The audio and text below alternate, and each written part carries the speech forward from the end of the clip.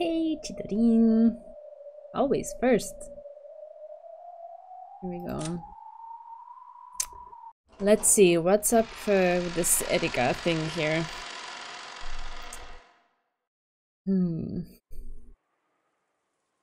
Erika had returned to the room that had been given to her on the second floor of the guest house. Super duper early. That's why you flattered me, but actually I'm on time. For once, I'm on time. The next room over was empty. Get ready for peak Umineko. Okay, I'm braced. The next room over was empty. It was very quiet there. Oh yeah, she's gonna put her ear against the wall. Yes, even pressing her ear against the wall wouldn't enable her to listen in on the voices in the cousin's room. Oh, okay, I see. You were throwing shade at yourself. Got it.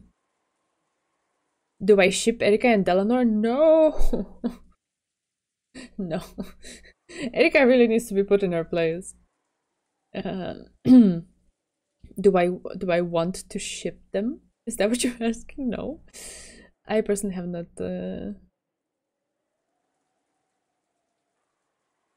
Oh, maybe you're asking Dezo. Okay. I got confused then. Hey Viburnum, how are you? How are you? Viburnum agrees. Really good dialogue. Okay. Alright. Right, so even pressing her ear against the wall wouldn't enable her to listen in on the voices in the cousin's room. Even with hearing power boosted by the detective's authority, it would probably be impossible to make out anything. Oh my god. You're asking me. Okay, so I got confused because this like why would I ship them? They never gave me that vibe. It was kind of sudden. So then I thought, oh, maybe it's something related to what's gonna happen, and like you guys are talking a bit ahead of time or something. Okay, no worries.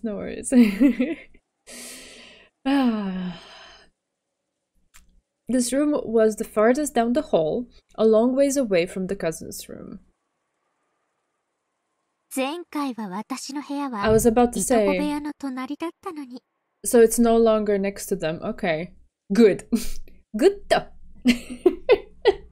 Sorry.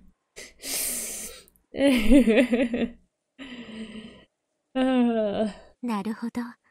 今回は私の部屋を遠ざけてきましたか。ゲームマスター権限で許された範囲の初期配置の変更です。妥当な初手かと。まあ、その方が私もいいです。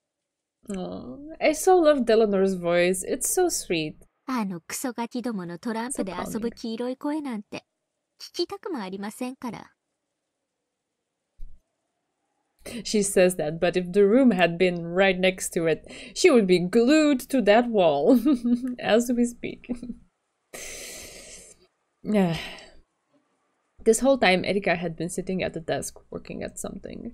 She was preparing some of those duct tape seals from before.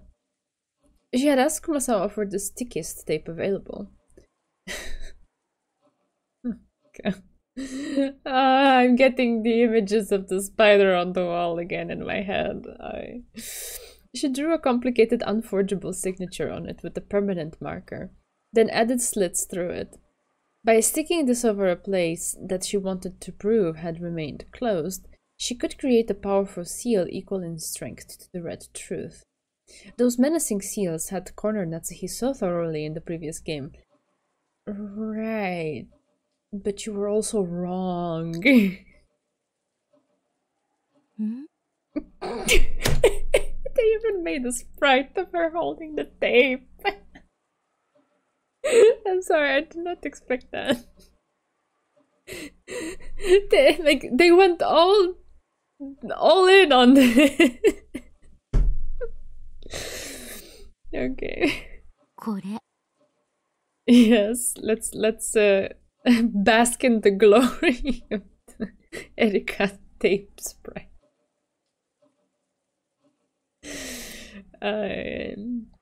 いかがしましたか？やられました。パトラめ。周到ですね。Erika shrugged and showed the piece of duct tape she had cut off to Delanor. Battler nerfed all this ridiculousness, alright. By sight alone, Delanor couldn't tell what had annoyed Erika. However, as soon as she held the tape, she realized the difference right away. これではダメです。 Do you ship Erika and duct tape? Do you want to one?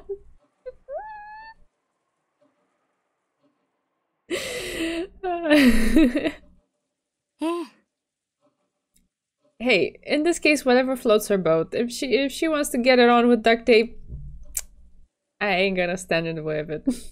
粘着力ほとんどないです。これじゃあ赤き真実には至れない。 Even duct tape can be of low quality, and it sometimes gets weaker with age. The tape Kumasawa had found was a bit too weak even for normal use. It wasn't nearly sticky enough to be used as a detective's seal. きれいに剥がすことが可能です。これでは封印を示す証拠にはなり得ません。バトラもそこまで見下げ果てたほど無能じゃないってことですね。Chopsticks! True testators. おそらくゲームマスター権限でこの島のすべてのガムテープに干渉したんでしょう。 Letting Erika get her hands on duct tape gave her a fatal weapon to use against witches. The previous game had proven this fact, and so Battler had removed that weapon from the entire mansion. おそらくガムテープに代わる品もすべて干渉を受けているに違いないです。ですね。ま、良かったことにしておきます。おかげでこの冷たい雨の中、みっともない姿で外壁を這い回らなくて済みますから。 Erika tossed the duct tape aside and flopped spread-eagled onto the bed. 事件が起こるのをパイプ吹かして悠然と待つのも探偵のたしなみですし、あんたもどうせ第一の番が発覚するまで出番ないんですから、どこかに姿消して一服でもしてたらどうですか？ That clock sound in the background is very annoying. 私の顔なんか見てても疲れるだけでしょうし。タバコは吸わないです。子供ですので。そうですか。 Erika Thursday? I guess so. Here we are. It's Thursday. And there's Erika. 私は吸いたいです。出演者たちが歌うほどの気分を爽快にさせる効果があるならの I 話です。 doubt it is. ご機嫌が優れられないようです。そう見えます？ Erika answered lazily, still looking up at the ceiling. That in itself was half an answer. The silence between the two was filled by the sound of the wind and rain. It was so quiet that it was hard not to listen to the ticking of the clock. Yeah, it's annoying the hell out of me. I don't have ticking clocks in my house. I don't think I could bear them. When I was little, we had one in the bedroom where I slept. I don't know how I could sleep through the thing. Like nowadays, I would just like get annoyed and like slam it at a wall or something.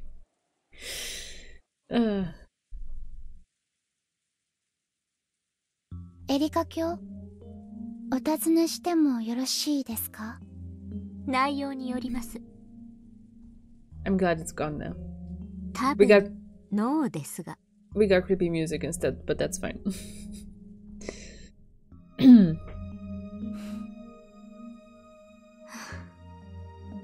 Okay. 一応暇つぶしに聞いてあげます。何です？ Erika was probably bored as well. Or maybe the sound of the rain was making her sentimental. She assented, which was very unlike her. なぜエリカ卿は魔法を嫌われるのです？ Ooh, interesting question. ああ、さっきの下のマリアとのやりとりの件ですか？あんなの子供騙しのくだらない手品です。誰だってわかっています。ああまでして幻想を打ち砕く必要があったのですか？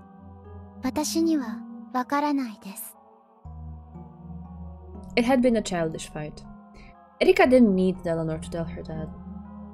自称知的蹂躙者としましては、魔法なんてもので真実をうやむやにすることが許せないわけです。But you're fine with lies confusing the truth. それを暴くことに優越を感じられているということですか？ We can have like innocent little tricks that just make a kid happy, but accusing Natsuhi of sleeping around with Kinzo, yeah, that we will do. We will go full in on that.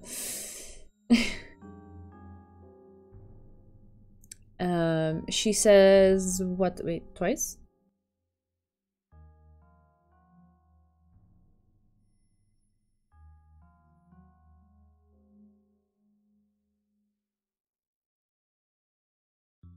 I'm not sure which part you mean. Ah, her nefarious title. Yeah. God. 私には他の感情が感じられます。他の感情？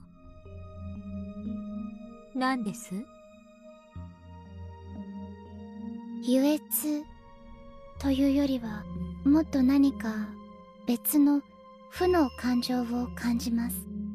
はっ、やっぱりあんたはただの殺人人形です。その目も節穴みたいですね。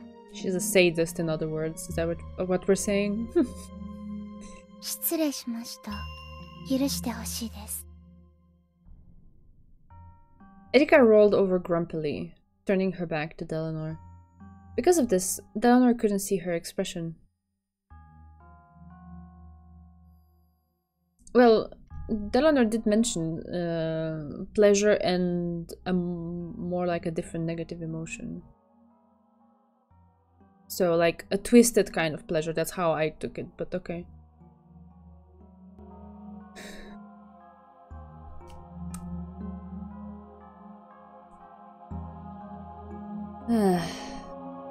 Even so, for some reason she could guess that this completely unobserved expression was one of pain.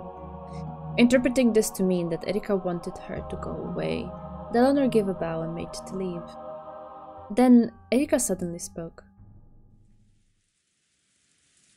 The words came so far out of the blue that Deleanor doubted her ears, and she had to ask Erika to say it again. 今、何とおっしゃいましたか？あなたのことが好きです。Eh? It was really out of the blue. Deleanor wanted to ascertain what Erika really meant, but the latter still had her back turned and her face was out of sight. She said it as if she was reciting a line or something. ありがとうございます。Eh? 以前は別の子と付き合っていましたが、今は完全に切れています。Okay. 周りの人たちは僕たちを妬んでありもしないことを言いますが、気にしないでください。俺は君に生涯のすべてを捧げるから、君も俺にすべてを捧げてほしい。二人で一緒に幸せになろう。It sounds like she's robotically reciting some lines. Like, I don't know how to take this. What? Deleanor avoided asking what she was talking about and stood there in silence. For a while, Erika kept on speaking in that dull and emotionless tone, repeating soppy phrases that might have popped up in some shoujo manga. Yeah, exactly. Then unexpectedly, she once again followed up with a complete non sequitur. Oh god. I find it endearing that Deleanor takes Erika's statement at face value. Yeah, that's so Deleanor-like. That's why she's so cute and, like, pure, and she must be protected! Although, actually, she can defend herself quite well. But, you know, her innocence and sweetness and... 新しい財布。Eh? What's happening? Of course, she had no idea what Erika was saying. They were talking about wallets, what? However, with her back still to Deleanor, Erika kept on saying disconnected 変な words. 猫のキーホルダー。趣味の合わないアロマオイル。演劇の先輩に借りたという趣味違いの音楽テープ。 Is this a recollection of a past heartbreak? I wasn't fully before a moment. I'm sorry.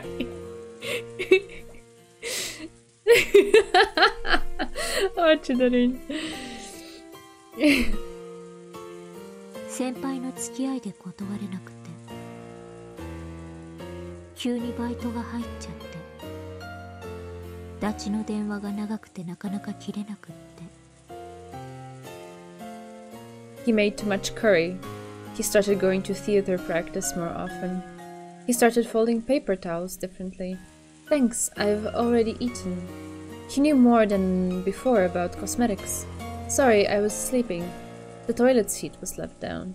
He spent the night over at his stage friend's place. Me and my acting friends had a party here. Someone just left it behind. The drain and sink were cleaned out. There were receipts and point cards from places he didn't usually go. The fuck is happening? The muddy soles are evidence that you went out on Monday when it was raining. Is it like her obsession over like putting details together and figuring things out from them? That's what it sounds like. And I don't know if they're all related to the same thing. It matches the strange symbol on the calendar. None of your theater friends have hair this long. Leading questions. How do you know the plot of a movie you haven't seen yet? Evidence, evidence, circumstantial evidence, observation, surveillance, tracking, tailing, information gathering, wiretapping, asking around, questioning. That sounds exhausting. What? I found plenty of evidence that I loved you. I found plenty of evidence that you loved me. But I can't find any evidence that you haven't been cheating on me.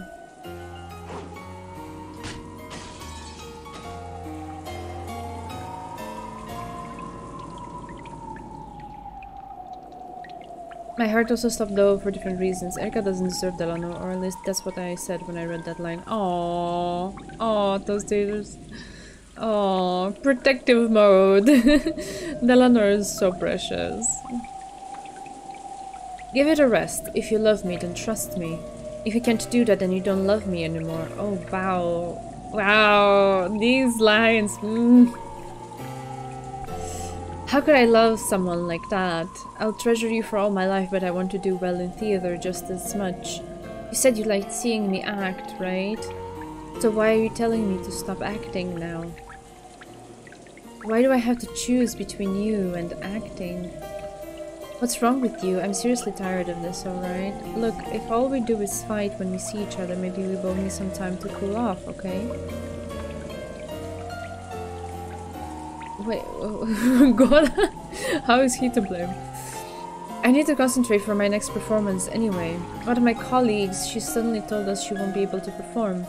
I need to rewrite the script by tomorrow. I don't have the time for this. You know what, if you really find it that hard to trust me, we're through. Don't bother coming over again, just go home. I don't love you anymore. Stop crying. God, you're obnoxious. Go kill yourself, you creep. Ay! Stop shouting, damn it. I've got neighbors. Just get the hell away from me and never come back.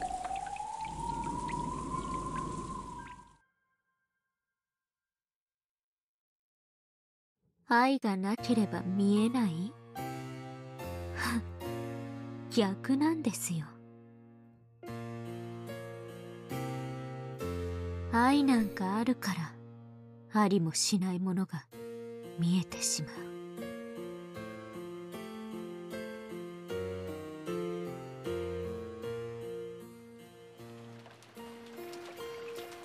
It's nothing more than an illusion. One that no one except you can see, and one that even you can never touch.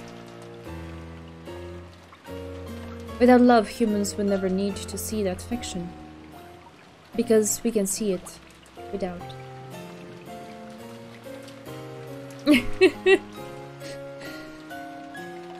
We suffer. We cry out loud.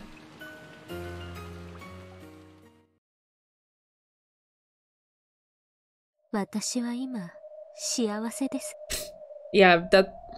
I totally believe you. 仮とはいえ、真実の魔女になれて。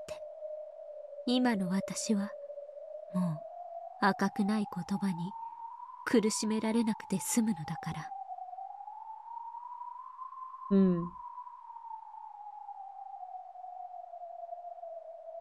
あんたなら私のエンドゲームどう返しますか？私ですか？あの凡庸な男じゃゲームの相手は務まりませんでしたから、あんたならどう返してくれるかと思いまして。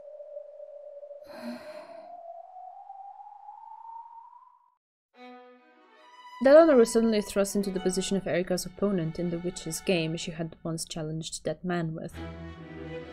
That man? Are we talking about Battler, or what is happening here?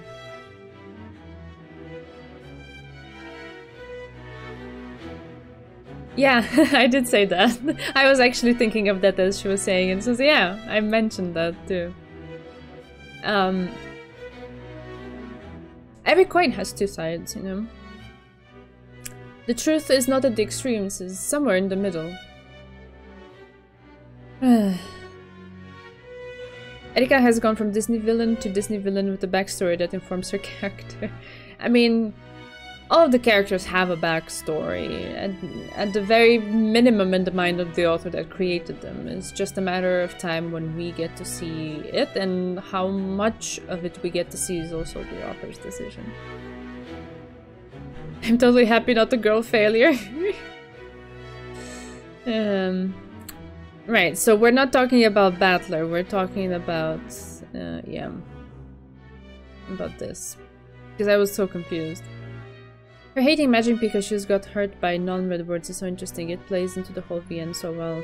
Right, so, she's afraid to trust in anything that's not fully substantiated by proof. Your Something like that. Honors me. Oh, Weberum, thank you so much for the Prime sub. That's so sweet. You know, there is a novel, a Romanian novel that we study for the end of high school exam that is exactly about this, but on the flip side, it's the main character is a man who is obsessed with the idea that his lady is cheating on him. And it's never explained by the end of it, if she did or not. Because the whole point was to focus on what his mind was doing. It's a very heavily focused on the psychological aspect of that character.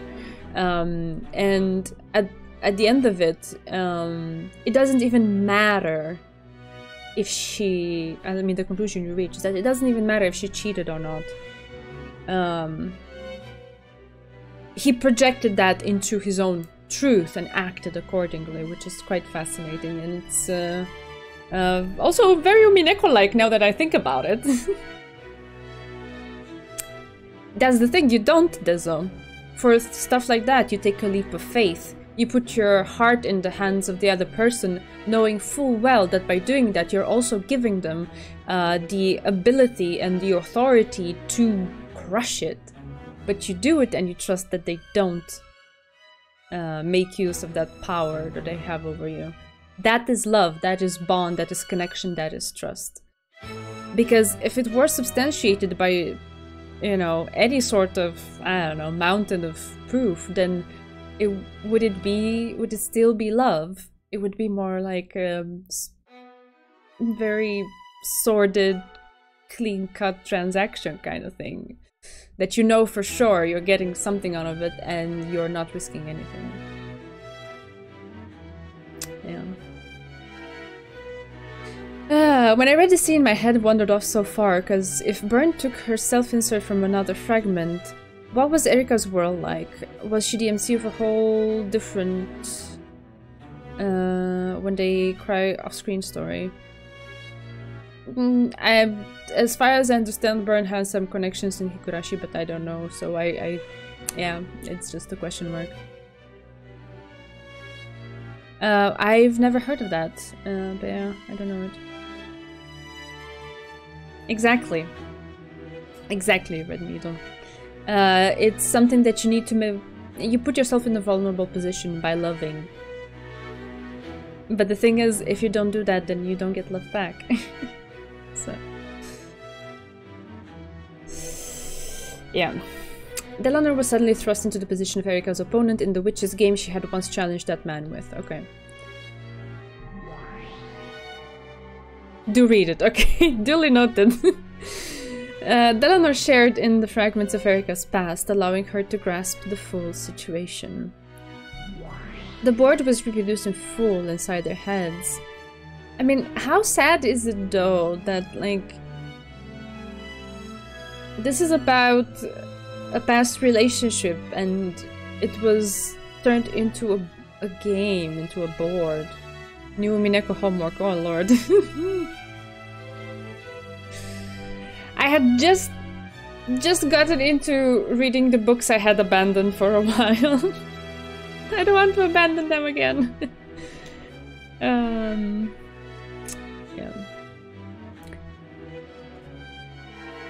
The situation was one-sided.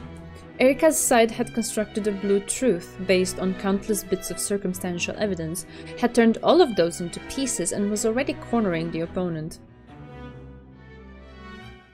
Yeah, you're absolutely right, Dezo, but in this novel so far, making it into a game has always felt like a negative kind of thing.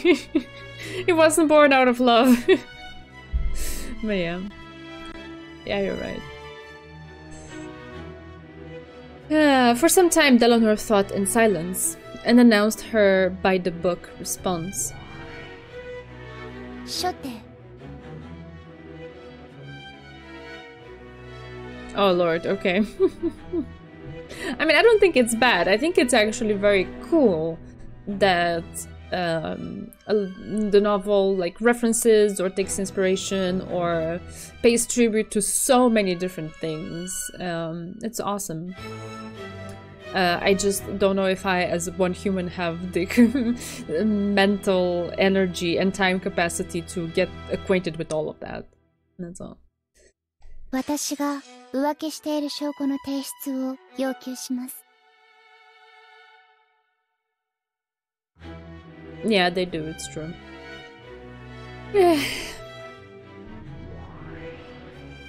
青き真実で反論。構築に状況証拠、物的証拠84点提出。青き真実で反論。今も愛し続けている状況証拠、物的証拠を6点提出です。Yeah, but I still love you. Doesn't necessarily equal I didn't cheat on you. You know, that's... yeah. 84 circumstantial. Erika is nothing but thorough. Okay, I will give her that. She is incredibly thorough.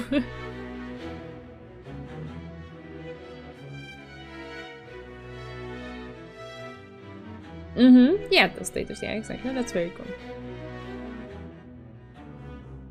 グッと。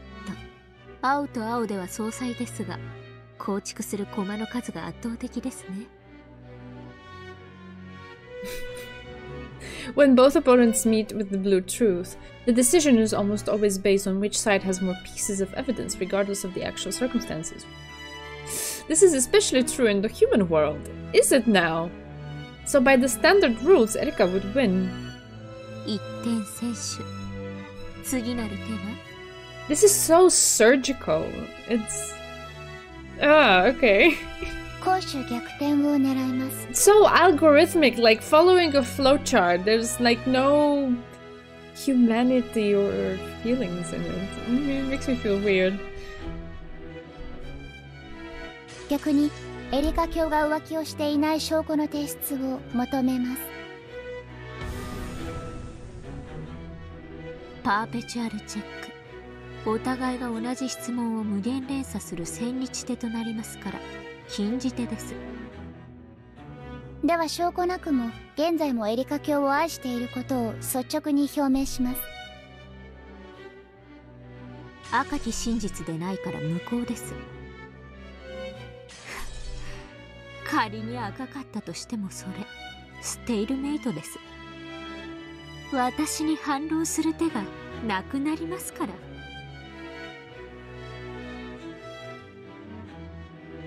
Delano remained silent for a while. She responded quietly to Erika's moves, as Erika drew closer and closer to checkmate.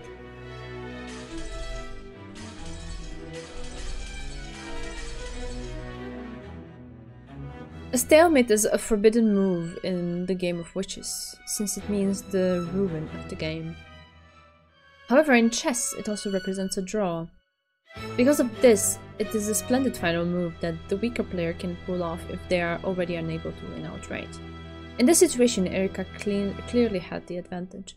It was natural that Delano, her opponent, would seek a stalemate to obtain a draw. However, that only worked in chess. In the game where witches fought over the truth, it was a forbidden move. So it was already checkmate from the very beginning. Delano had no way to turn the game around. But that meant that regardless of what the real truth had been, this game would. 他に手は？真実を守る魔女狩り大司教？いえ、デザインです。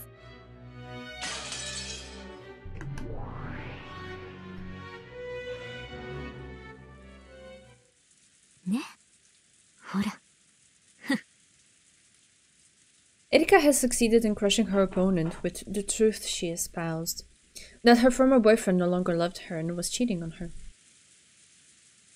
Her opponent had no way to argue back. After all, humans are not allowed to use.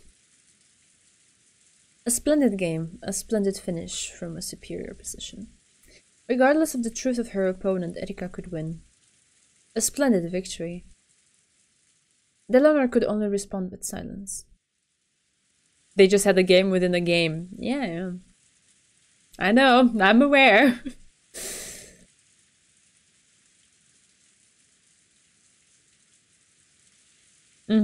Yeah, really.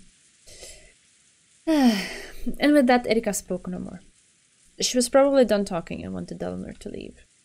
Delano understood this, but even so, she wanted to tell Erika just one thing before leaving. Aww. 見事なゲームです、エリカ卿。探偵は勝利して当然ですから。あなたはベルンカステル卿の駒になる以前から実に見事な青き真実の使い手です。しかしエリカ卿、人間に許されるのは青き真実だけです。そして青き真実に反論できるのは赤き真実だけです。そして赤き真実は人間には許されていません。ならばどうやってあなたのお相手は彼の真実を示せば。 Very good question. Yeah. What would have convinced you? What kind of weapons could that person have used to fight? さあ。 You already made up your mind before the game even started. You were sure you were right. So. 赤き真実に時に勝るとかいう例の黄金の真実とやらでも持ち出したらどうですか？ゲームは確かにエリカ卿の勝ちです。しかし真実の守護者として申し上げます。I'm curious.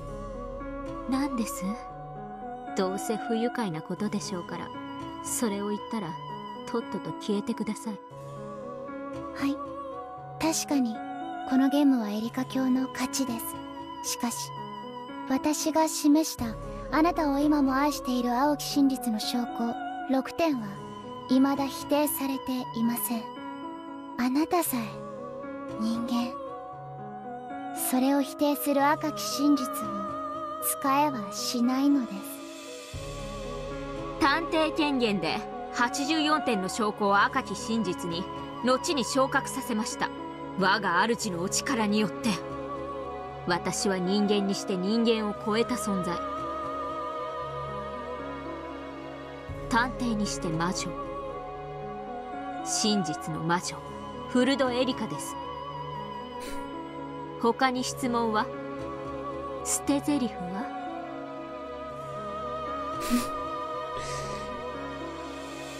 ありません。それでは失礼いたします。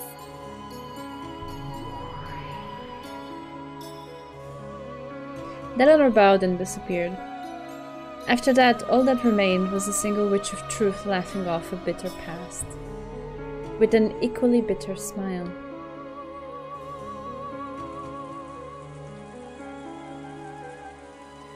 Erika glanced at the bedside clock and saw that it was almost exactly midnight. ひと寝入りさせてもらえますか。いよいよ2日目、10月5日の幕開けです。今頃どこかで今回の殺人が起こっているんでしょうかね。今回の犠牲者さん、せいぜいいろいろなダイイングメッセージをよろしくお願いしますね。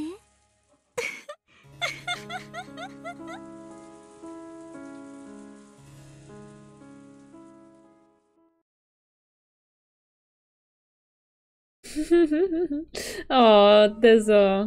I see, it's the first time that we actually see something that I could call human in... Okay, Eva, chill out. Finally we see something that we can actually call human in Erika, and she's a bit more vulnerable, and it does instill a feeling of sadness within me, because she keeps saying, I'm the witch of truth, and I had the proof, and I rose the proof to the level of the red truth, even though I myself cannot use it. And here I am on the other side of that, and I'm just like, you're the witch of fabricating truth. You swore by your evidence and your logic and your blue truths last time too, and you were wrong. Like, absolutely just gone too far kind of wrong. So what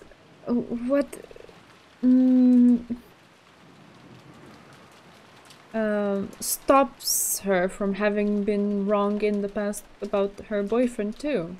Nothing. It could have been exactly a similar situation like that, and it's quite sad. The only time when you see that she's not a complete rat. Even the rodent has character. What a great story Umineko is. Yeah, that's good. It's good that she's not just the two-dimensional I love to hate her kind of character. That you kept mentioning that in the past. So, right. She has a heart too. It's just very hidden because it's been broken. Got it. I got the memo.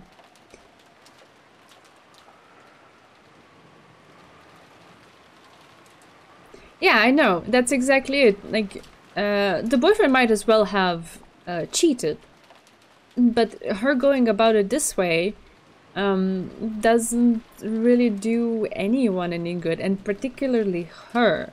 It doesn't do her any good. Yeah. I still love to hate her though. yeah, I see. Yeah.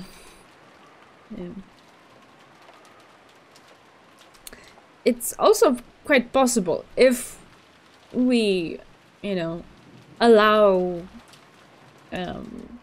characters their space and their humanity. It's possible that maybe he was being an asshole with those lines, because she, like, even when there was nothing going on, she was herself, which means constantly controlling, constantly monitoring everything, constantly obsessing over all of these details. I can't imagine that this just happened at the end. Given her personality and how we see her act, I would imagine it had been something that had been happening constantly throughout their relationship. And likely towards the end he had had enough, and so he replied in ways that had him come off as an asshole. Right? That could be something that people do. People have limits.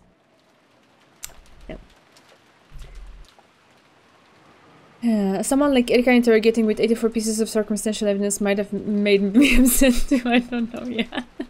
It must have been a tense argument between Erika and her ex to start shouting at each other. Yeah, I think it was just the climax of a very a thing that's had accumulated and built slowly over time. That's how I would imagine it.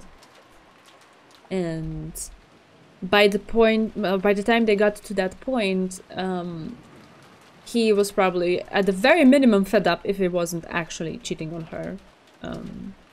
And she was so convinced in her own mind that nothing that he could have said or done could have changed her mind. Very sad situation. So where lies the truth?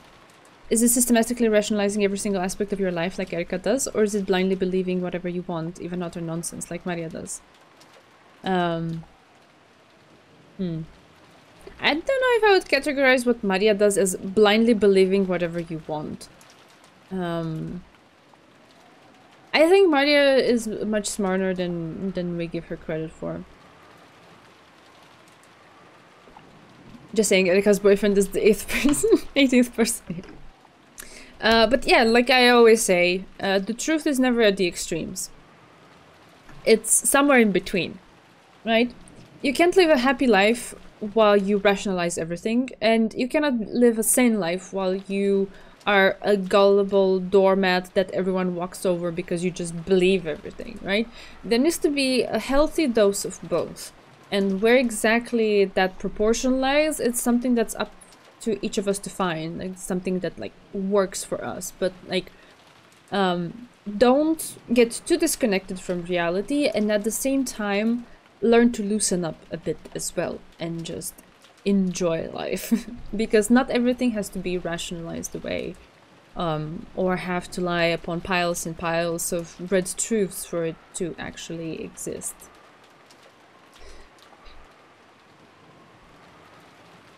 Erika had a breakup and then fell overboard by accident. Interesting, okay.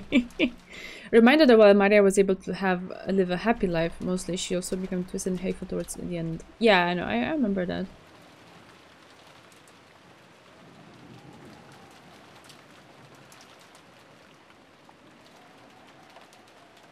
I remember that, but I mean, we commented on that, and I don't think that's a good approach either. Anyway, like I said, a healthy dose of both, and in which proportion each comes in is up to the individual, as long as you're aware of both sides and don't fall into the trap of either one, and you just like eat. Life is just a balancing act every day. You try to find the good, you know, space to fit in between all of these things around you. I think the solution lies somewhere between Erika and Maria, which is obviously difficult to do, of course, but it's also difficult to articulate because there's no sweeping generalizations that you can make it. It's like a silver bullet, and like everyone, it works for every single one. I firmly believe we each find our own way that works better for us in living life. Yeah. Actually, the word "we find it" is not really correct. We spend our lives in search for it, right? Every day we approximate it to the best of our abilities. And at some point, maybe something happens in life and the universe gives you a sign like, yo, you're kind of going a little bit too much in this direction. Maybe you need to change course, and then you do, and maybe you fall a little bit into the other direction, something else happens. And like, you know, you keep course correcting throughout your life. There kind of is one, but that's a different topic. Okay. Alright.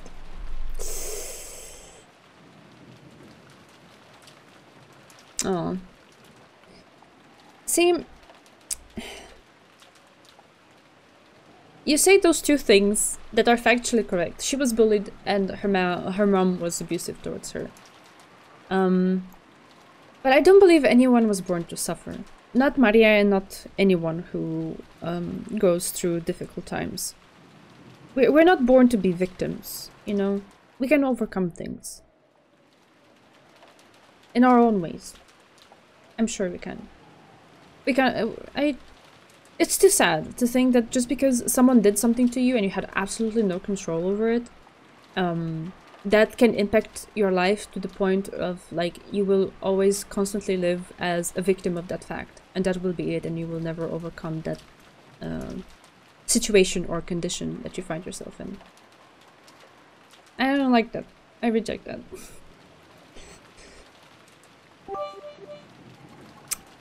That's why NJ was so impressed by her, because she managed to be happy, at least for a while, despite these circumstances. I am fully on board with the way Maria was trying to see the full half of the glass. It's just she went a little bit too much in that direction. And yeah, see? Like I told you, course correcting. Finding the proper balance and mix of both sides. Anyway, let's go.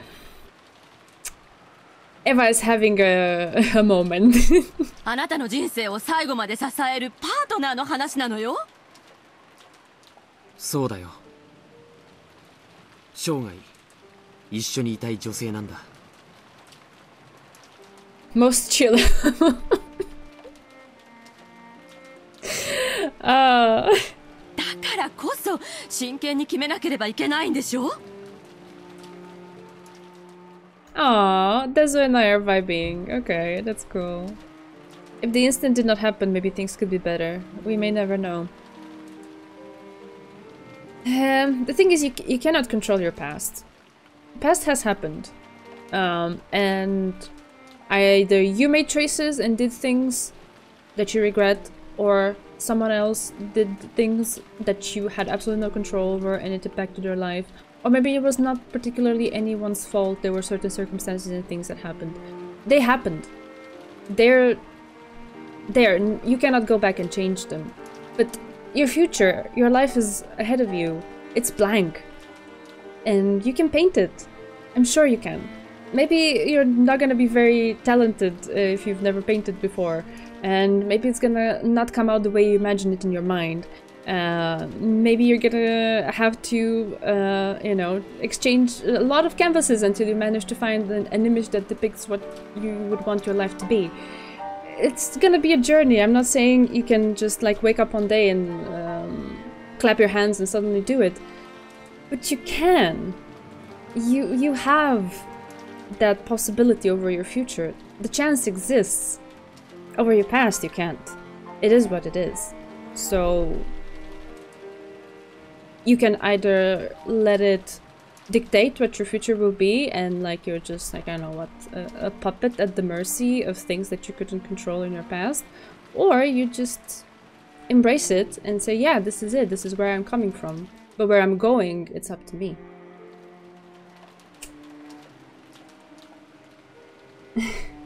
That's true, Bea. That too, I guess. You can.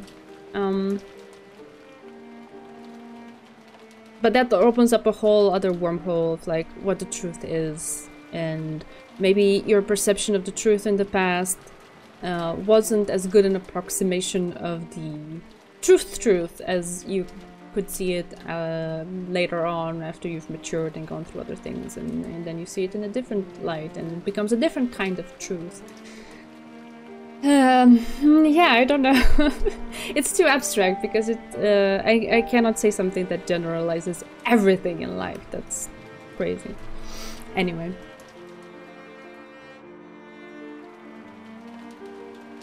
Oh, Teso. Oi. Okay. let's read now.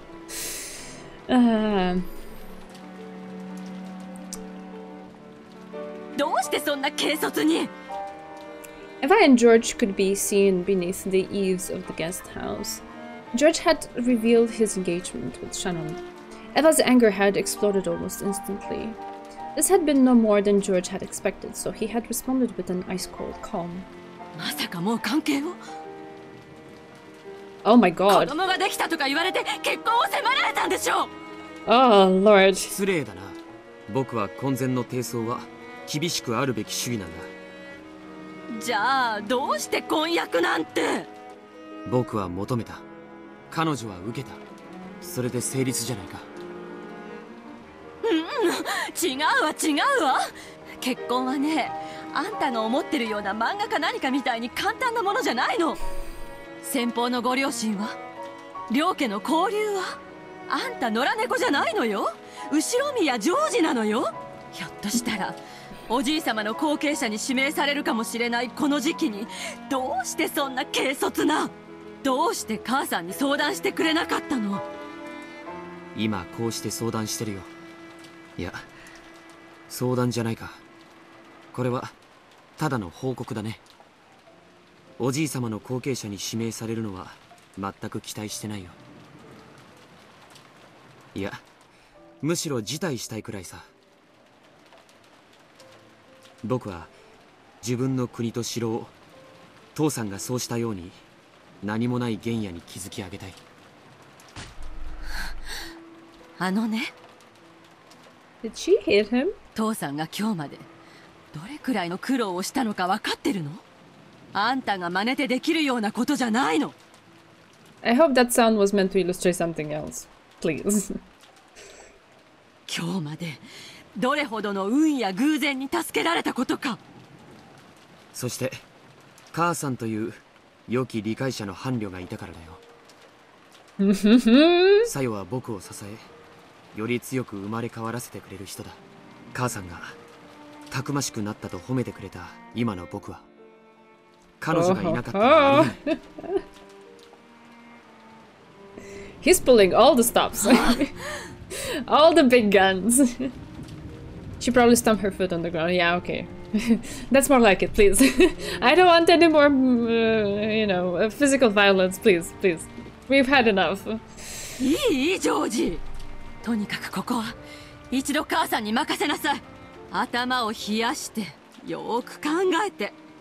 シャノンちゃんだけがあなたに好意を持ってるわけじゃないのよ。 Yeah, I would hope so too. Eva has her shortcomings, of course, but like I wouldn't imagine this. She cares so much about her family. お見合いしたあゆみさんだってあなたのことをとても気に入ったそうよ。初耳だね。あなたも分かってると思ってたのよ。先方のご両親も大変あなたのことを気に入ってるそうよ。もしあなたに父さんのように一国一城を築きたい夢があるなら、その手伝いができるのはあゆみさんの方でしょ。彼女の気持ちを裏切るの？裏切るも何も。僕はあゆみさんと特に交流があったわけじゃない。お見合いをして、その後親たちが勝手に盛り上がってるだけじゃないか。See? Eva's truth? George's truth. What is the actual truth? 数度無理やり引き合わされたけど、僕たちは互いに目さえ合わせちゃいない。あゆみさんは育ちのいい奥ゆかしい女性でしょ。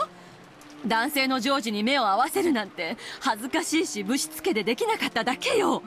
あなたが目を見て話してくれなきゃ気持ちが感じられないと言うなら、彼女にそう注意するわ。きっとこれからはあなたの目を見て話してくれるはずよ。あゆみさんと結婚させたいのは、それが母さんにとって利するからさ。母さんの縁談には僕の気持ちがわずかほども含まれていない。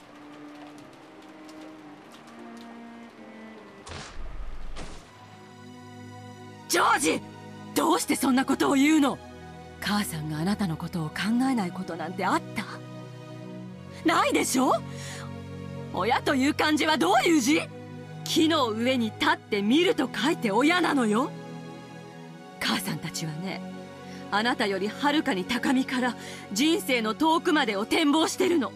そしてあなたが若さゆえの一時の感情で間違った道へ進もうとしているのが見えているの。だからこうして憎まれることを承知で言ってるのよ。あんたがどうでもいい子だったらこんな喧嘩しないわ。どこの変な女とでも勝手に結婚しなさいって放っておいてるわよ。ねえジョージ、母さんに全て任せなさい。もうあなたはシャノンちゃんに会わなくていいわ。Yeah, I do feel Eva's point of view because As a parent, if you really believe that the partner your child has chosen is not well suited for them, and given the parameters that you have, you envision that their life is gonna go in a wrong direction, you want to be able to have this conversation with them and tell them, hey, I don't believe you're making the right choice because of this and this and this and this, and gets very emotional and so on. And I totally get that part. But I also very, very much get George's side of it. And he's being so cool about it. I'm just like floored by how stoic and strong he's staying in front of this. 母さんたちで話をつけてあげる。大丈夫よ。シャノンちゃんにも悪いようにはしない。だってジョージに成長のきっかけをくれた人だものね。ちゃんとそれに配慮してあげるから。だからあとはもう母さんたちに任せなさい。ジョージ。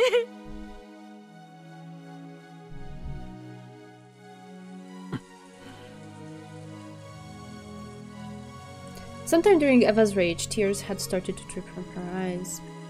As though those tears had caused him to hesitate, George turned his back and sagged his shoulders. George was, after all, only a child of man. What? Fedorine, where are you? Though he understood that marriage required nothing more than the consent of both people, he couldn't get over his desire for his parents' acceptance. I mean, of course you want that. And so he was torn between the tears of the mother who had always helped him and the fiancé he had chosen. Or was he?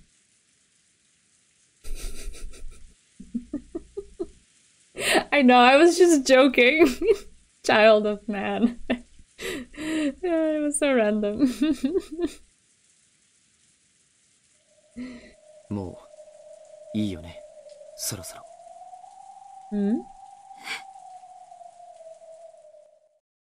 今日まで立派に育ててもらって本当に感謝してる。George. 僕もこう思って親になったら母さんみたいな親になるよ。子供のために本当に戦える、世界で一番尊敬できる親にね。ジョージ。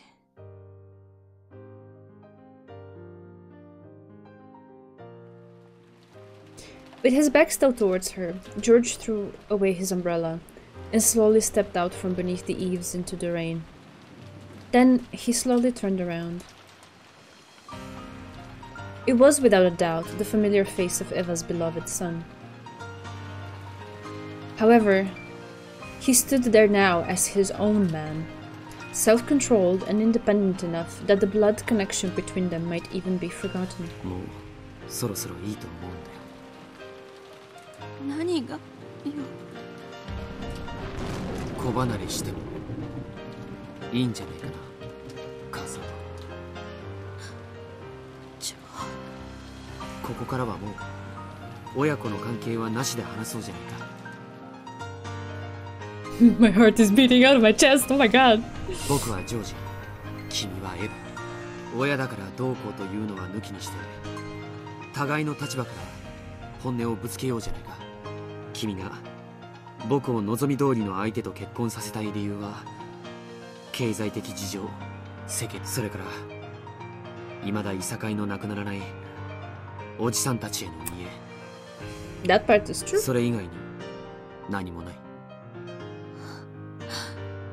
いっそそれをすっきり認めてくれた方が潔いね。I'm scared whenever George has this expression. Like, you know, it's like really about to go down. 僕はこれから僕の立場だけで語るから、君もそうした方がいいんじゃないかな。負けるよ、君。George's eyes no longer contained any trace of his love and respect for his mother. There was only a frigid glare as he gazed ruthlessly down at the witch who was trying to bind his future. ジョージ、どうして母さんをそんな目で見るの？今僕は母さんを見ていないからさ。No, no, no, no, no. No, Renita. 僕の目に映っているのは僕の選び取ろうとする未来の前に立ちふさがる試練の壁だけさ。母さんだって人間だ。夢や野心があってそれを今も追い続けてるのは知ってる。そしてそれを素晴らしいと思う。自分の夢を決して諦めないことの大変さを僕たちは知っているのだから。I need to inherit your wonderful strength. I've learned a lot from my parents, my friends, and Sayo. And I've grown. その最後に学び、獲得して完成されるのが本当の後宮ジョージという男なんだ。僕は今、あなたという最後の壁を越える。Oh my god.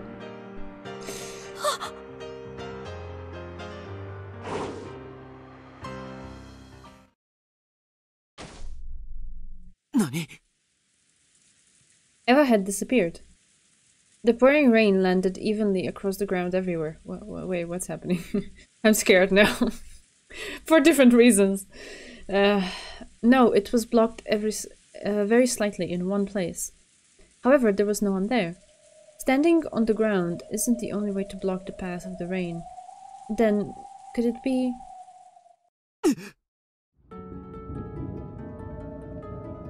Ah, okay. Here we are.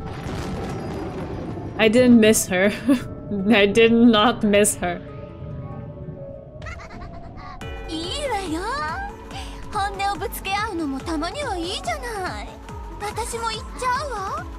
だからあなたも言っちゃえば。Immediate PTSD, yes.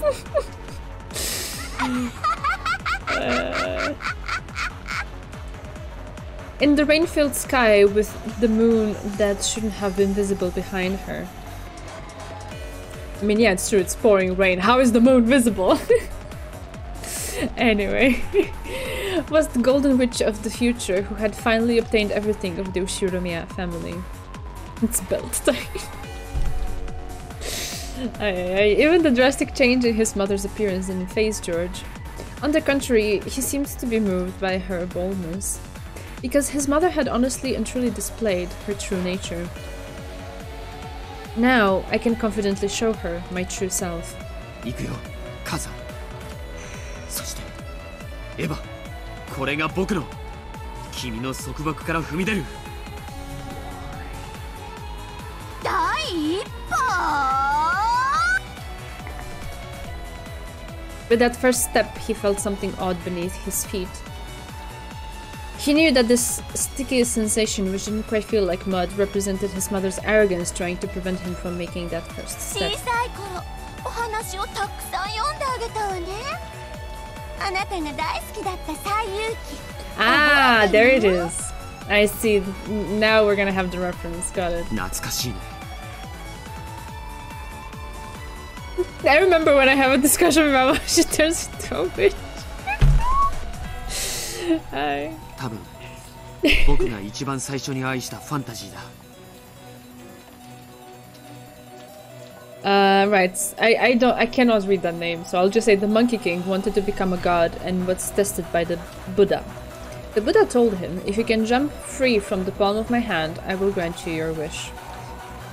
Then he managed to reach what he thought was the end of the world and found 5 pillars standing there, only to discover that they were the Buddha's fingers, and that he still hadn't left the Buddha's hand. I remember 僕が that. 母さんから決別すると宣言した第一歩が。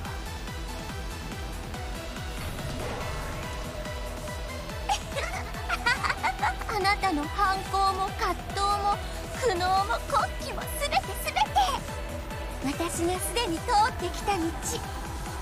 あなたのその第一歩など私という人生に飲み込まれる程度。いつまで目を背けてるの？見ちゃえば足元。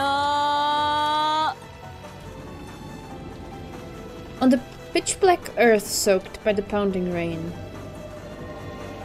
there were what appeared to be ominously glowing bands of faint red, and George had placed his first step directly on top of one. It was deep and viscous, and it held George's foot in place. From Eva's perspective, as she looked down from the sky, it looked like a vast red spiderweb that radiated out with George at the center. そうさ、これが僕さ。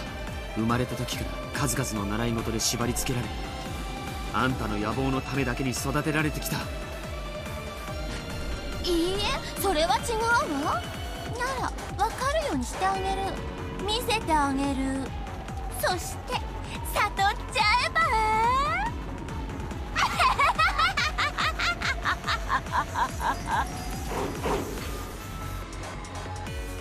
The vast red spiderweb on the ground scooped up George as easily as scooping scum out of a pot. Then it lifted him into the air like a deer caught in a net and swung him about. Eva's insane laugh was as innocent as the great schooler happily swinging about a bag filled with her gym clothes, and cruel in equal measure.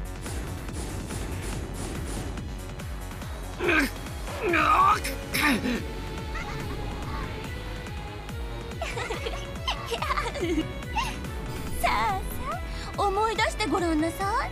火曜日には何があったのか。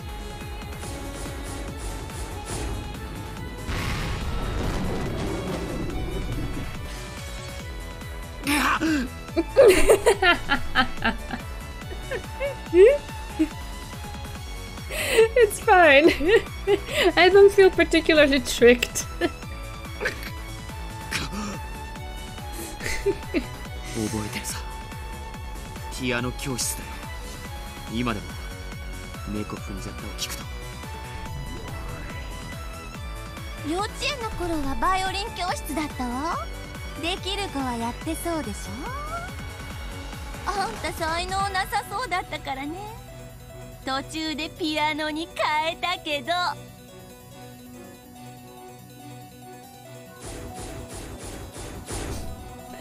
Wow. じゃあ水曜日は覚えてる？覚えてるさ。進学塾の日だよ。遠くてね、通うのが苦痛だった。じゃあ木曜日は？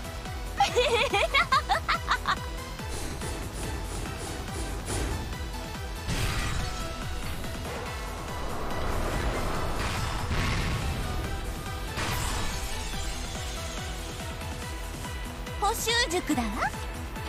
暗記科目は苦手だったのにね。あなた応用はできるのに暗記は苦手な典型的なやればできる子だったわ。痛烈だね。子供が三者面談で言われて一番イラつく言葉だよ。馬を水場に連れて行くことはできるが水を飲ますことはできない。イギリスの格言だね。あなたのやる気を出して維持させるのが一番苦労したわ。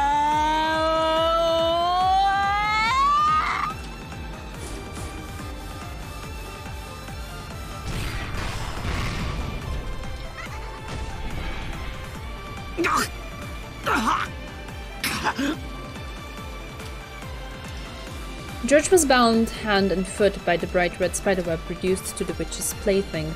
She would innocently swing him around and smash him about, all with an insane laugh, again and again. 金曜日は覚えてる？もちろんさ。ユニークな塾だったね。親と一緒の塾なんていろいろな意味で窮屈だったよ。子に釣り竿を買うな。一緒に釣りに行け。母さんはイギリスの教育論が好きだね。親にとっても辛い塾だったわね。でもあれが一番あんたには効果的だったわ。高いお月謝、毎週金曜の夜を費やさなければならない面倒、でも一番効果があった。その時悟ったの。子供はね、親が見ていないと伸びないの。子が目なら親は太陽だわ。太陽なくして芽吹く草木も咲かせる花も存在しないの。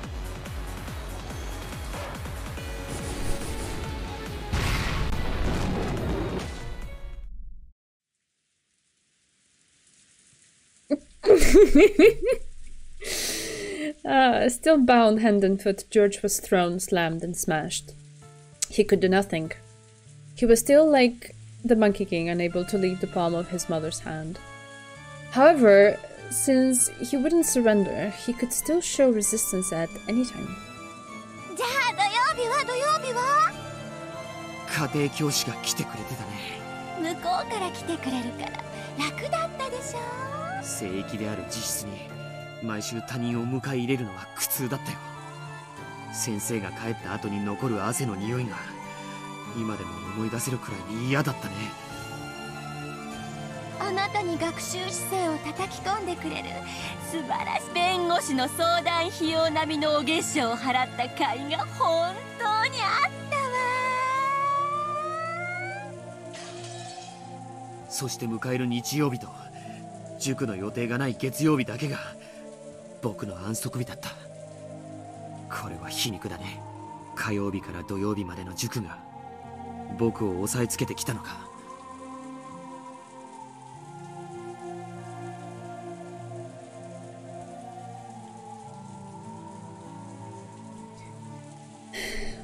Yeah, I have a lot of thoughts about this. I'm just gonna let it play out and maybe we can talk at the end because I don't want to interrupt it. Yeah. まさに僕は孫悟空だったわけだ。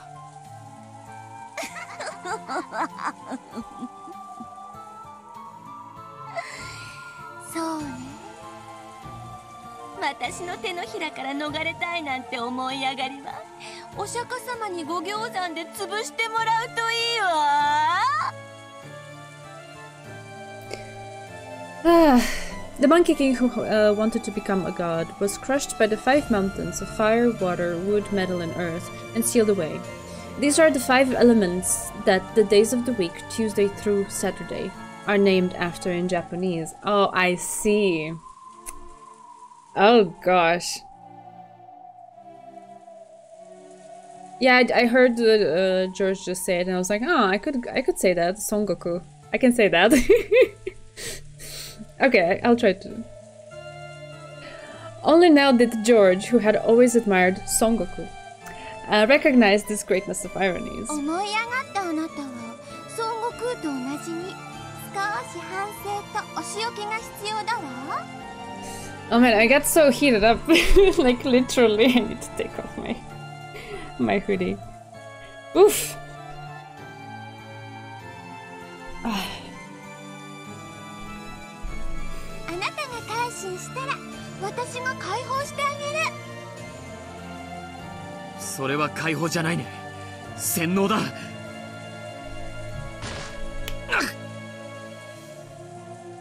何も考えなくていいの。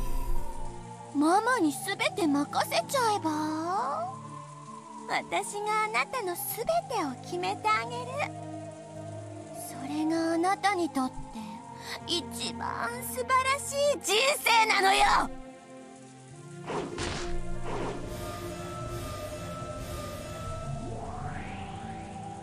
世界で一番知的であなたのために全てを捧げてくれる女性を用意してあげる。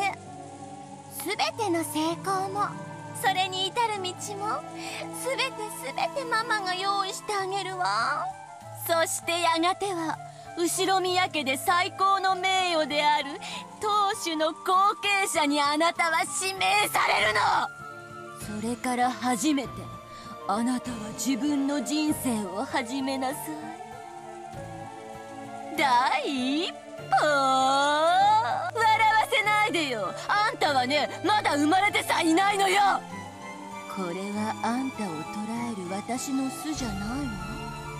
あんたを慈しんで育み私の子宮の中なのよ。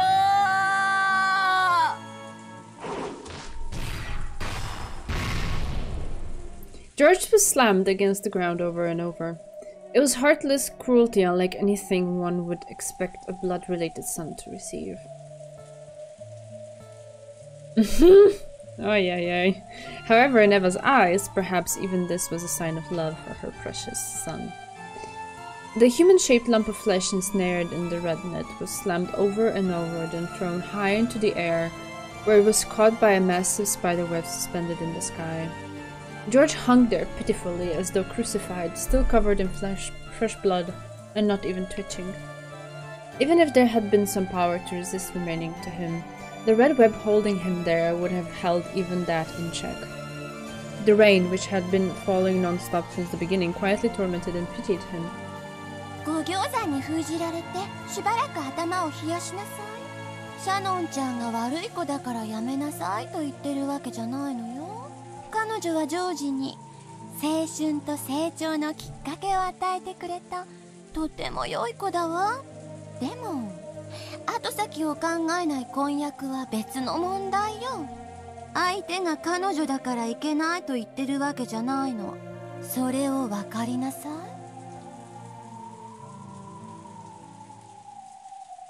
友を責めるな。行為を責めよう。だね。これもイギリスの格言だ。本当にあなたは賢い子に育ったわ。いいえ、育っているわ。私のお腹の中でね。もう少しじっくりと育ちなさい。さあ、お仕置きは終わりよ。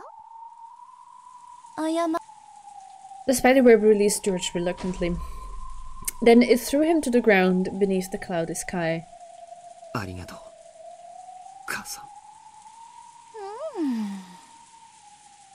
It was all George could do to get up on his hands and knees. Though he wiped the mud away and stood his ground, he still couldn't raise his head. Sorry. 僕を思ってのことだったんだね。ありがとう。本当にありがとう。そうよ。今は憎いでしょ。でもいつかきっと感謝するわ。私がどれほどあなたを愛していたかをきっと理解する。火曜日から土曜日までの連日の塾での縛り付けも、僕を立派な男に育てようという母さん。これもイギリスの格言よ。子供を幸福で包むことが最高の教育。ありがとう。だから僕からも母さんにイギリスの格言を送るよ。なに？すべての木に斧を一撃ずつ加えても一本の木も切り倒せはしない。なに？それはどういう意味？こっちの方がいいかな。学問に時間を費やしすぎることは怠惰に過ぎない。フランシス・ベーコン。Ooh. The man, drenched in mud and fresh blood, straightened his crooked glasses and slowly stood up. Though he was covered in filth, his appearance had a divine quality to it. Oh, red need.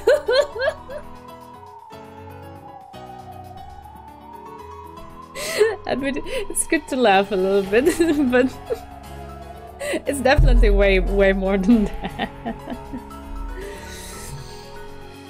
Something that could only appear on a self-controlled man, not one who had merely been dozing in his mother's amniotic fluid. 僕がサヨから学んだことは数えきれない。僕は彼女の前で初めて勇気と男気と向上心とウィットとユーモアと、それからちょっぴりのおしゃれを学んだんだ。皮肉だね。Not to mention that the thing that he confessed to, let's say Sayo, right? Since we're talking about it in this mode, the thing that he confessed to her that he was ashamed of, the way their whole, like his interactions with her started off, those kinds of warped thoughts and worldview and things were probably a side effect, very likely a side effect of how Eva raised him. And you can see just how twisted they were, and the potential that they had to warp him even more as he grew into an adult was quite high. And yet Shano, not necessarily intentionally, but just by her presence and her being her and him interacting with her, corrected that part. So yeah. Or like made him aware and he then corrected it, right? 今日母さんが僕を立派になったと認める要素のほぼ全てが母さんの教育の賜物じゃないんだ。へへへへ。ジョージ、あんたはまだそんなことを戻してあげるわ、母さんの子宮に。そしてもう一度暖かな海で育て直してあげる。As Eva howled, another bright red spiderweb appeared at George's feet and tried to scoop him up into the air again. However, that instant, a powerful magic circle could be seen in the area surrounding George for just a moment. Faster than he could be scooped up by the spiderweb, George jumped. And with a sharp kick of the heel and a magnificent forward flip, he cut the shackles of that spiderweb apart.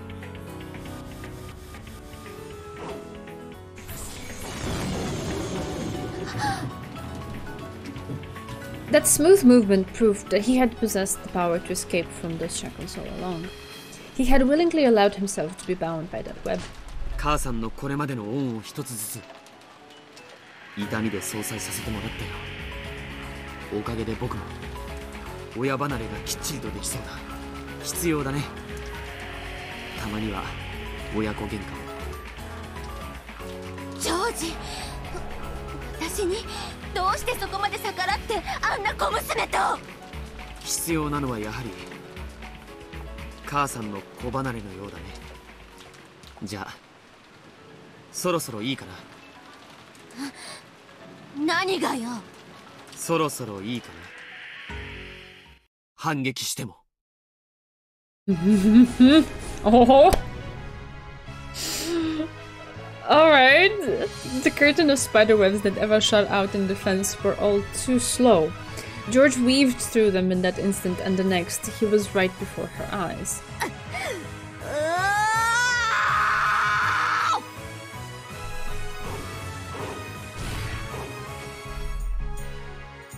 Eva jumped out of the way of a kick that would have knocked her feet out from under her, then blocked the second half of George's double roundhouse with a high kick of her own. Okay! Now we're full fighting game again.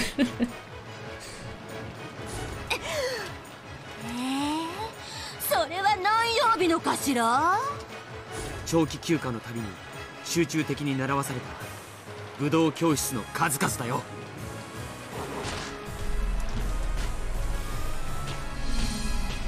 Okay. Belt time.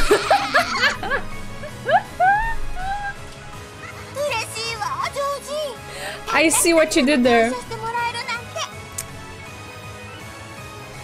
I see what you did there.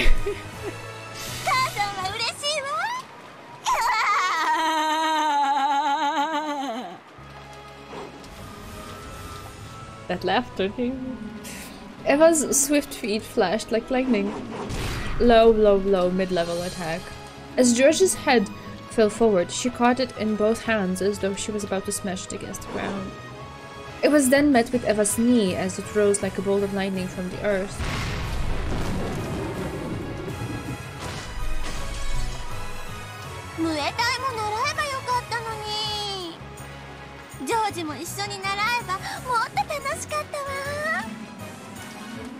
Soだね。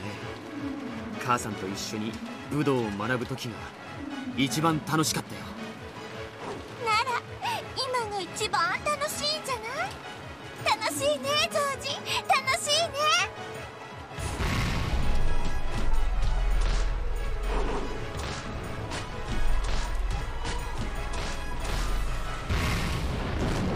楽しいかい母さん。息子と遊ぶのは。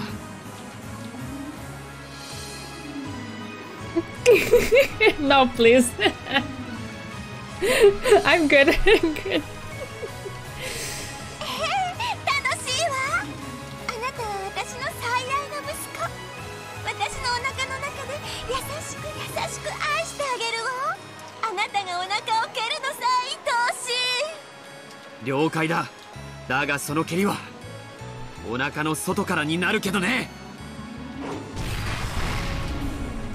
George buried his knee sharply into Eva's abdomen. An instant before she felt the pain of that fierce attack, Eva watched her son's kick with a proud smile. And then she vomited. Okay.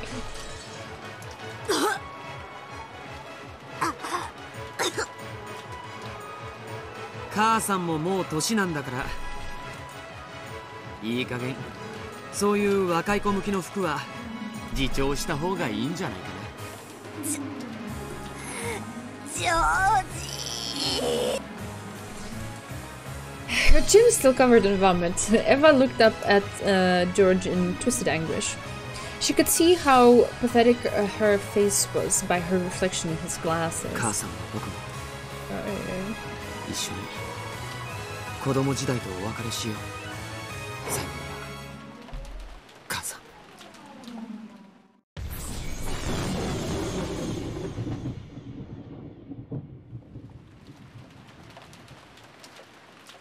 The violent lightning and rain made time freeze.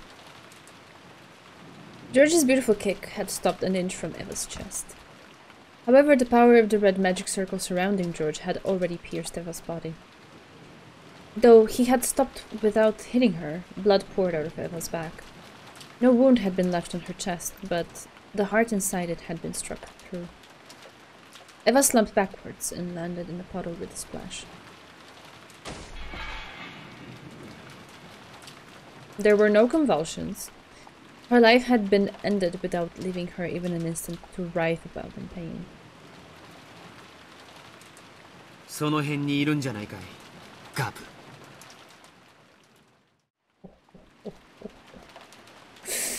As he straightened his glasses, George spoke to the rose thicket behind him. Then a pitch-black hole opened in the air there, and Gap jumped out. 大したもんね。あのエヴァ・ベアトリーチェを継承前とはいえ打ち倒すなんて。やはりいたかい。余計なちょっかいを出さなくてありがとう。I don't like this music. 親子水入らずで過ごせたよ。PTSD inducing. まさかいなかったわよ。今あなたが私を召喚したんだわ。どっちでもいいさ。Yeah. You're IKEA girlfriend. Jesus Christ.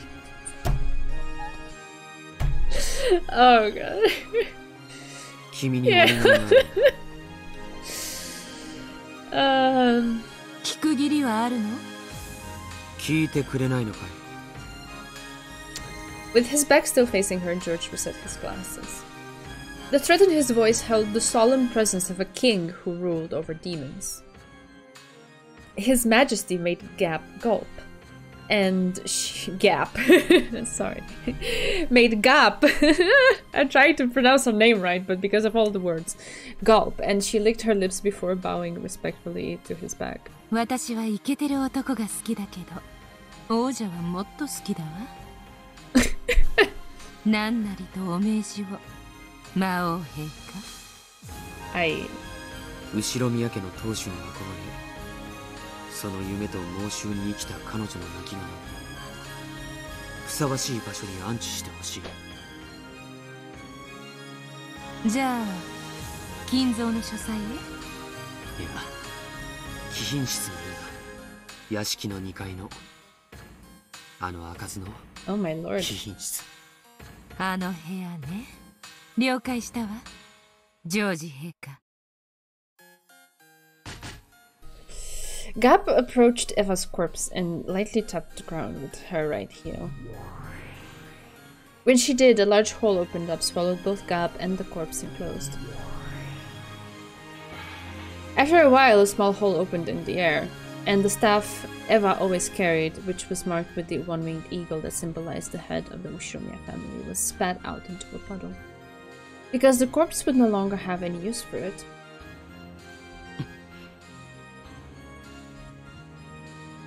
George slowly approached that staff and stepped down hard on the tip. Okay. When he did, the staff spun violently into the air, and after passing by the blue moon, which honored the Demon King, it flew into George's outstretched hand.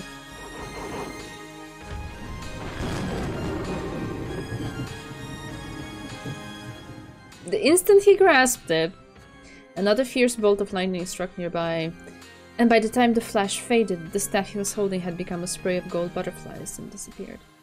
It was as though George had held the staff up to the heavens and crushed it out of existence. これで僕はノルマクリアだ。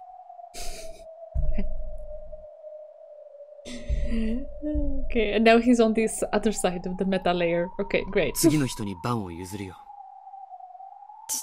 自分の母さんを手にかけるなんて。自分を世界で一番最初に愛してくれる人であり、そして一番最後に決別すべき人だ。それが家を出るということだよ。これが僕が作用をめとるために見せられる勇気だ。ジョージ様。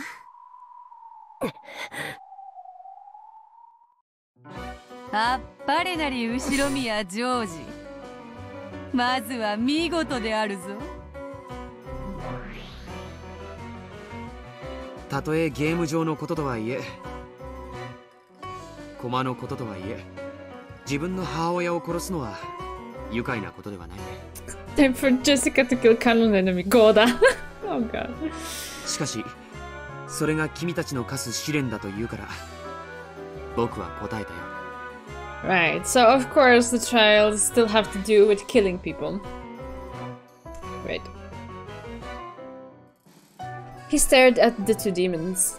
The demons looked at each other, then showed their surprise with their now familiar exaggerated gestures. Then your final boss stage, oh god. なんて見事なのかしら、ゼタル。そうだね、フルフル。ジョージ君の決意は本物だ。どうやら僕は君を見誤っていたようだね。謝るよ。許してほしい。George chose not to go along with this almost theatrical conversation. He just quietly looked down upon the game board, found the piece representing his mother, which was right next to his, and tipped it over. George fights his mother to break free from her loving bonds. Jessica fights Goda because he didn't make her favorite pudding. Oh, well, I was thinking if it were to swing in that direction, that it would be because he sent Canon to do his job while he was just chilling, you know. But okay, I guess the pudding can be a reason too.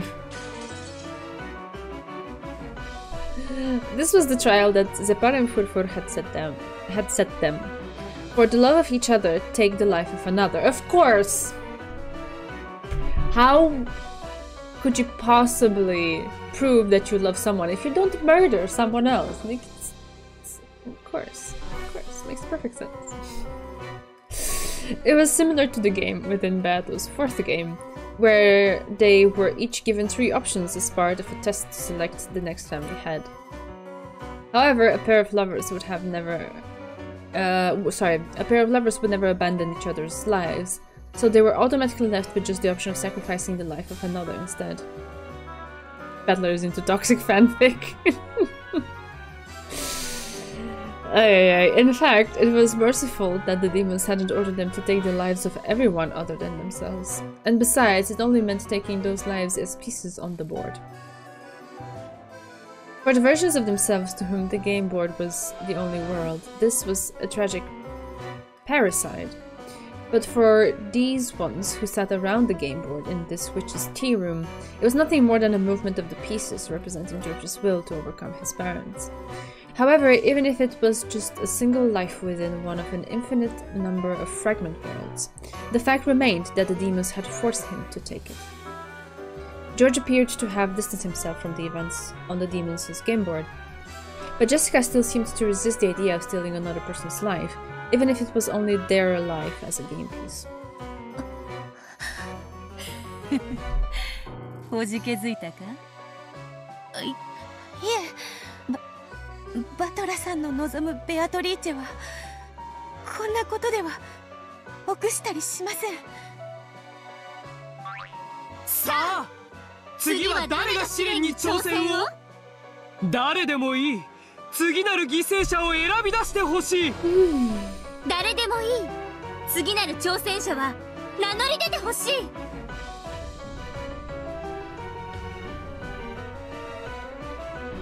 誰も名乗り出ないなら僕の勝ちということだね。へえ、そうなるわ。ならばおめでとう、後ろ宮ジョージ。あなたとあなたの愛する人の恋の成就へ至ると僕たちは今こそ授けん。待てよ。 As the demons delightedly named George as the victor, they were interrupted by the next challenger. ジェシカさん、次は私だぜ。いいぜ、やってやろう。私だってカノン君のこと半端に考えてるわけじゃねえってこと見せてやろ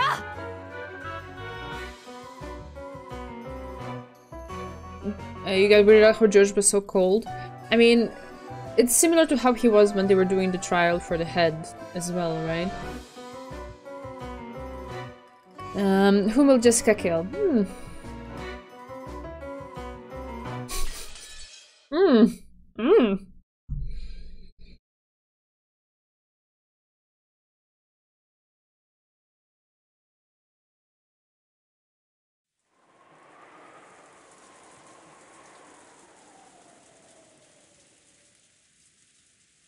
Romantic regrets. Okay.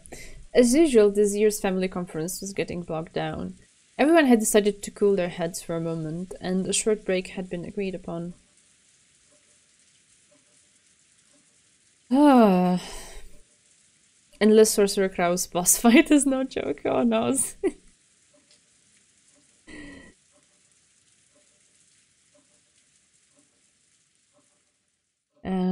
In the trial was a way to troll Gap in episode 4.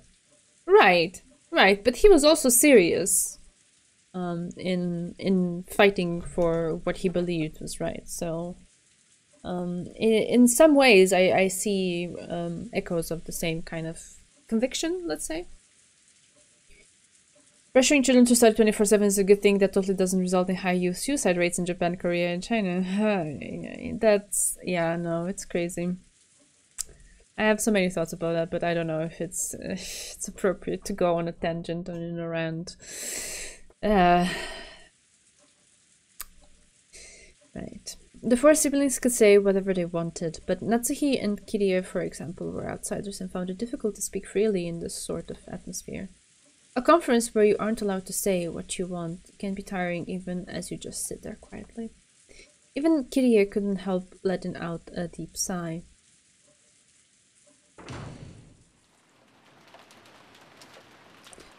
Well, I don't know about suicide statistics and stuff like that, but I can totally understand that it's detrimental, to put it lightly. Right? Yeah. This was the second floor hallway of the mansion. Rudolph had wanted to be alone during the break, so he had felt like doing the same, and had drifted up the stairs to reach this place. Her expression was less tightly controlled than it was when her husband was around. Kirie wore a tired look that she didn't often show. She pressed her forehead against the cool window glass. I need to regain my spirit and support my husband, even if I'm not allowed to speak. That's the duty I've won. 誰？ The duty she's won. Okay.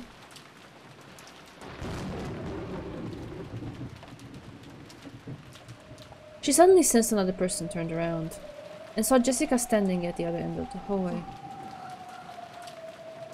あら、ジェシカちゃんじゃない。ゲストハウスに行ったんじゃなかったの？ちょっと本を取りに自分の部屋へ戻ってたんです。そう。ゲストハウスに戻るところ？はい。Jessica's not very convinced by any of this. そうです。嫌な雨ね。風はだいぶ強いのかしら。今は比較的弱いみたいです。As Kiria looked out the window, Jessica watched her back, looking agitated. キリエおばさん、ごめんよ。運がなかったと思ってくれ。ゼトル、ジェシカの運命のルーレットはキリエを選んでしまったわ。どうするんだいジェシカ。ルーレットはキリエを選んだけど、それを拒否して再びルーレットを回すのも君の勝手さ。試練に捧げるのは誰の命でも問わないのだから。 Jessica wasn't like George. George had willingly chosen Eva to be his sacrifice, to signify his separation from his old life, so that he could step into a new life married to Shannon. However, Jessica hadn't thought of any particular target, so she had left it up to the roulette of fate.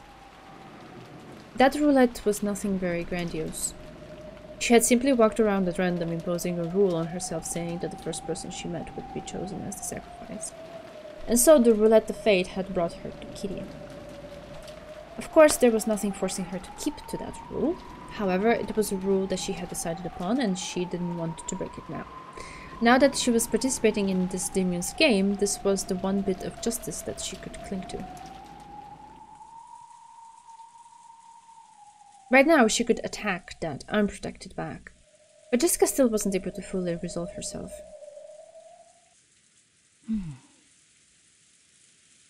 どうしたの？何か私に話でも？ Noticing Jessica's strange silence, Kiria turned around. That unprotected back was already gone. Jessica realized that her hesitation had cost her her own first chance. She had taken on this demon's game to prove her love for Kanon. However, would it really be alright to sell her soul to demons for the sake of love? Not wanting to let George, who had already come to terms with the situation, get any more of a lead on her, she had energetically consented to this demon's game, but her heart still wasn't ready. キリエおばさんにこんな質問、まずいかな。何？ジェシカちゃんが私に質問なんて珍しいわね。答えられるものだといいんだけれど。実は私、好きな人がいるんです。あら、そうなの？それは素敵ね。まさか恋の相談なの？そんなところです。いいわよ。私でよければ力になるわ。実はそれで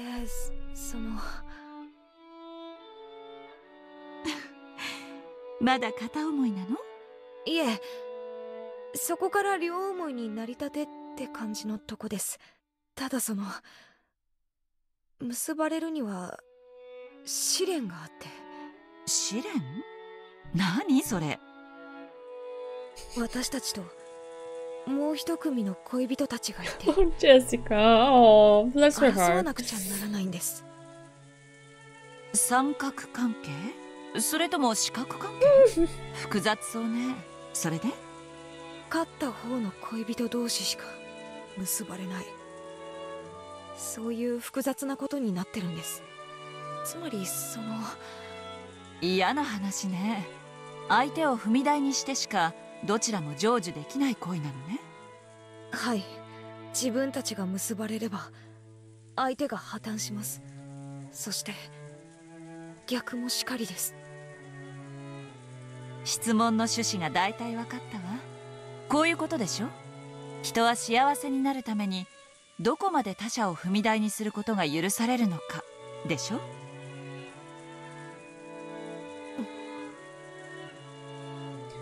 It was once again apparent just how smart Kiria was. She immediately figured out the question that Jessica wanted to ask most. 戦わなければ自動的に相手が勝ってジェシカちゃんたちは負けになる。しかし戦って勝てば相手を破綻させることになる。どちらも嫌な話ね。でも聞くまでもなく答えは決まっているわ。はい。 Kiria giggled. If she wasn't willing to commit to her love, then that would show the measure of their relationship. If that was the case, she should just let the other pair of lovers win. However, if this was a love she couldn't abandon the victory either, so she had no option but to fight. In the end, Jessica's hesitation was caused by guilt, over forcing the others to split apart as a result of her inevitable decision. やっぱり私は甘えているでしょうか。そうね。甘えてるわ。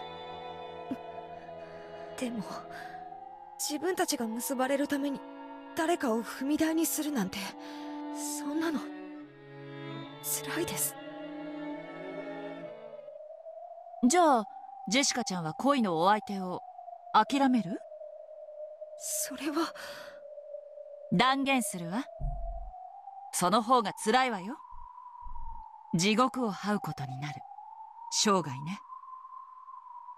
A hardness had entered Kiria's gaze. 私は6歳だったから当時は何もわからなかったけれど、遺品の中にお母さんの手記があったわ。Ooh, are we getting more Kiria backstory? Yes, please. それは日記のようなものか。どちらかというと随想録ね。日記よりももっとアバウトなものよ。亡くなってすぐにそれを見つけて読んだけど、その意味を理解できるようになるには長い時間と私の成長を待たなければならなかったわ。なるほど。キリエの夫婦仲についての悩みが記されていたというのか。あれは完全にお母さんの呪い帳よね。その中身は6歳の私がずっと漠然と感じていた疑問を。When I was 6, it seemed as though my parents were very close and had no problems. And though I did think it odd that Oni-chan lived separately when he was meant to be part of our family, and I did wonder why he only came home every once in a while, I accepted it as the way things were. アスムのことは知らなかったのか。お兄ちゃんが誰もいない時に話してくれたような気がするけど、小学校前の私にそれが理解できるはずがない。だって写真すらない相手よ。お母さんはアスムさんの写った写真の全てをお兄ちゃんに送って、家の中には一切残さなかったそうだから。In front of NJ and even in front of Battler, who only rarely came home, Kiria's smile never faltered. If she hadn't written her thoughts in that notebook, NJ would probably never have known them.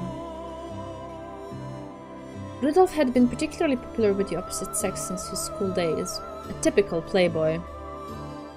Audacious over the top and yet not lacking a little gentleness towards women, he had probably built up a formula for getting women to like him. Plenty of women approached him using various seductive tricks to try to win his favor. Rudolph probably enjoyed that more than anyone. Since the beginning, love had been a game to Rudolph. He never thought of it as a trial and error process to find a single life partner. He would intentionally spark jealousy between women and revel in the harem, lapping up their flirting. He may be my father, but he was an awful man. でもお父さんも同時に媚びへつらう女の子たちをきっと見下してもいたのね。そんな中に自分の価値観をしっかりと持ち知性を見せるお母さんは目立っ。それすらもルドルフの目を引きたいキリエの知恵かもしれぬがな。かもね。お母さんはいろいろな意味で頭が良かったから。Like the other Ushiromiya siblings, Rudolph had strong ambitions and lofty goals. Under the mottos of who dares wins and it's not a crime if you don't get caught. He would set up businesses that were borderline swindles or bending the law, then bail out of them, and repeated that process over and over. Apparently, he was already making use of that talent in his college years, cleverly making money by thinking up shameless projects and selling cheap tickets to parties for them. So much money that he could brag about how his wallet was always stuffed with 10,000 yen notes. I don't know if based is the word I would use, but okay. Many women fell for his charisma in being the man responsible for these radical projects, as well as his thick wallet and generosity. It would be a lie to say that Kiria was not one of them. However, what made Kiria very different from the other women was that she could also support Rudolph as a business partner.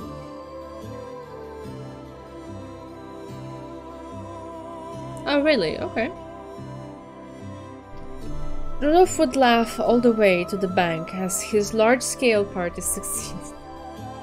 His female entourage would surround him, and Kiria would be the only one among them able to calmly point out several ways that income and expenditure could be improved upon, and even lay out the proposal for the next project. そうしてルドルフにパートナーとして次第に認められていくわけであるか。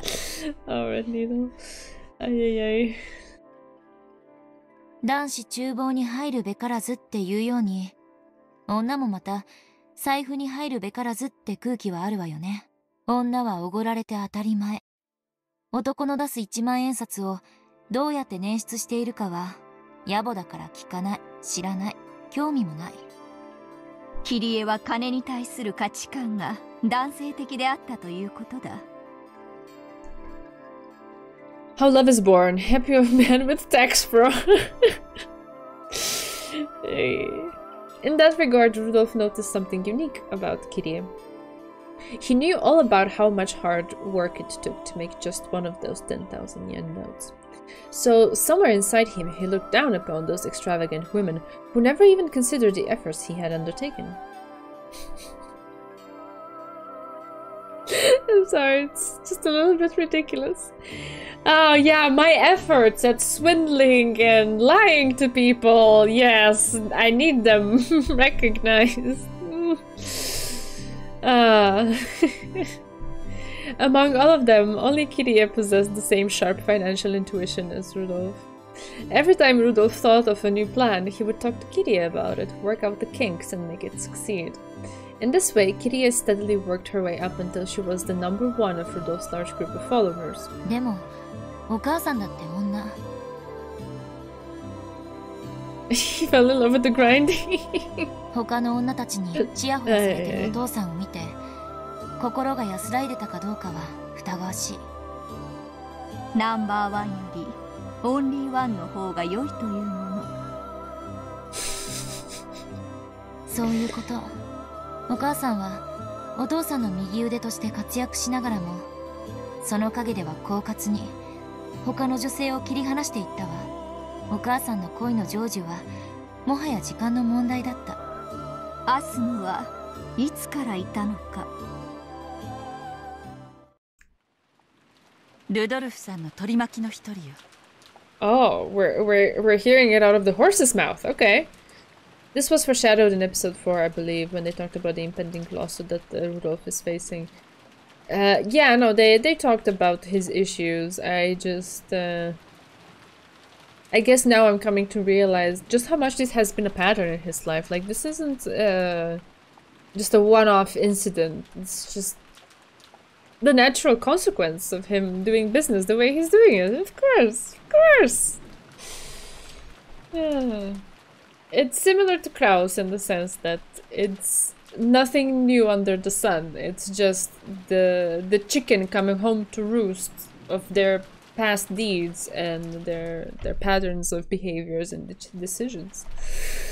Yeah. いいえ、取り巻いてさえいなかったわ。ただのファンの一人だったわ。話したことはあるんですか？ Another normal day in the Ushiromiya families. もちろん私は彼女のことをよく知ってるわ。ルドルフさんがアスムさんの名前さえ知らなかった一番最初からね。あの子もきっと頭のいい子だったのよ。狡猾だったわ。私は頭の良さで目立とうとしたけど、彼女は全くその逆で目立とうとしたの。頭の悪さで？肥後欲のかきたて方がうまいって意味よ。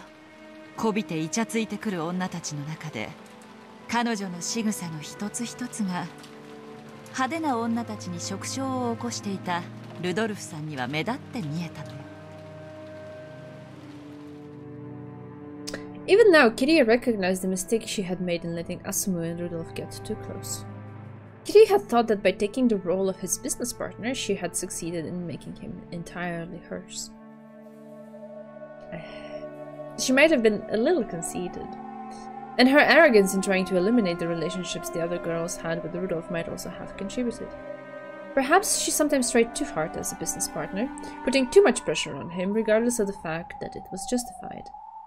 Bit by bit, Rudolph started to need a woman who could stay quiet and soothe him, without making him think about anything complicated. That woman was Asumu. 私は冷酷で知的、合理的で経済的。カルネアデスの船板のような状況があったら、躊躇なく相手を蹴落とすわ。そんなパートナーがあの人にはふさわしいと思っていたから。However, though that ruthlessness had made her reliable on the business side of things, outside of business, it might have disturbed Rudolph deeply. At some point, though Rudolph still acknowledged Kirya's skill, he began to yearn for a quiet, warm acceptance. Asumu filled that role completely. She would never talk about anything complicated. Even if he did, she would just shake her head to say she didn't know. However, she would care more for him physically than anyone else, quietly putting a blanket on him and staying by his side until morning. Okay, that kind of care. Okay. Whew, thank God. I was like, what the heck is this? ビジネスのパートナーの座を手に入れた。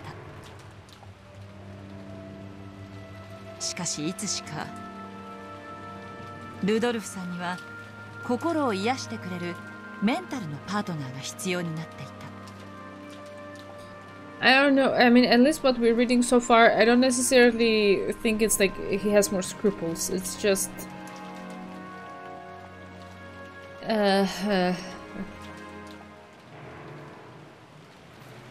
their relationship so far sounds like it was in a way transactional, and kind of like both of them playing or like each of them playing a game against the other, or like trapping the other one in their own in the game that they set up or something like that. And for a while, or at least in the beginning, it like Kiria stood out because none of the other women could match him in terms of the business part. Okay, I get it. But then she was so focused on this and on eliminating the competition that she wasn't really a partner to him, an intimate partner in the sense of like human connection. So he longed for that, which makes sense that he did. I don't know if that gives him more scruples or not, but yeah. This sounds absolutely exhausting, Red Needle. But at the same time, I guess it fits both of their personalities from what we've come to know about them so far. So, yes, whatever floats their boat, I suppose. 私は愚かしくも知的を自称しながらそれに気づけずにいたわ。それでルドルフおじさんはアスムおばさんと結婚を？ I mean, they can do whatever they want, I guess. It's their lives. ええ、そうよ。取られた。たくさんの女をはべらしていたもの。今さらどこの女と遊んだって情を移すような人じゃない。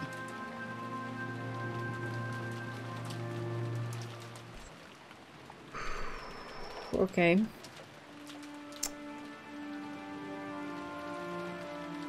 それにあの人にとって女なんて遊びでしかなかったもの。だからこそ私は体以外を武器に自分の存在を示していた。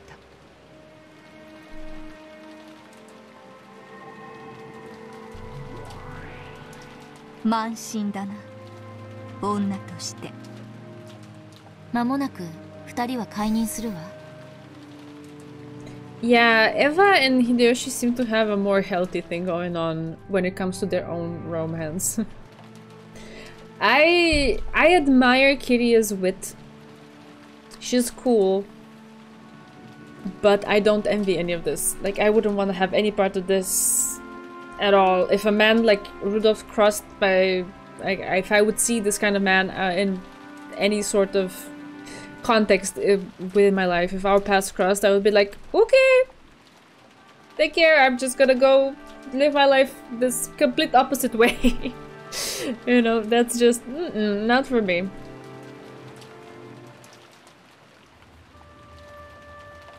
Yeah, it's because when you hear about the fact that he married into the family so that she could keep the name and still be a contender for the family head and so on, and the fact that it was an arranged marriage in at least some sort of capacity, right? And stuff like that, you're kind of led to believe that they got together just out of certain convenience aspects. But then you see them when they're alone together and it's like, aww. Which is quite contrasting, because personally I don't really like Eva that much, but I have so much respect for her relationship with Hideyoshi. So,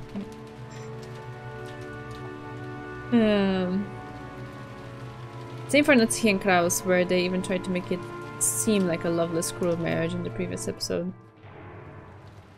No, I certainly believe that Kraus does love and care for Natsuki. There's just a lot of layers there too. It's complicated. Anyway. Right, so now we get to this great point where both women are pregnant. Yeah. So conceit a woman's downfall and then... Sorry. And before long, they were both pregnant! Yay! アスムさんはそれをすぐにお父さんに打ち明けたけど、お母さんは逆だった。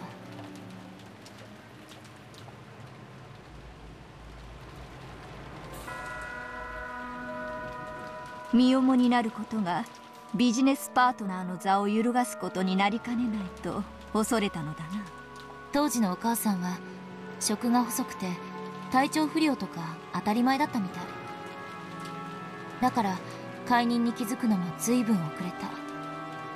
気づいたのはアスムさんとお父さんが電撃入籍をしてからよ。お母さんはその後に妊娠を知ってアスムさんやお父さんを揺さぶろうと随分暗躍したみたいだけど。Asumu-san suddenly moved into Dad's family register? Does that mean they got married? Or what the fuck? What? アスムさん、あんなにぼんやりしてそうなのに、ルドルフさんを加え込んだら話はしない。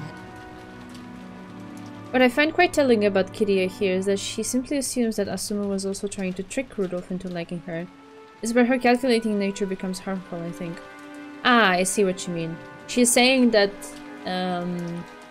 the way Asumu was behaving was intentional to appeal to, I guess, the softer side of Rudolph and to instill his protective instinct and stuff like that. And Kiria is perceiving it as probably was a calculated move, as opposed to that being something that it was just natural for Asumu to behave that way.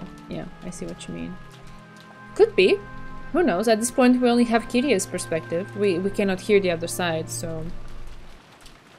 Asumu actually becomes a character if you believe Kirie, so I subscribe to that idea. What do you mean? That it gives her more personality if she did it on purpose? Or what do you mean, Children?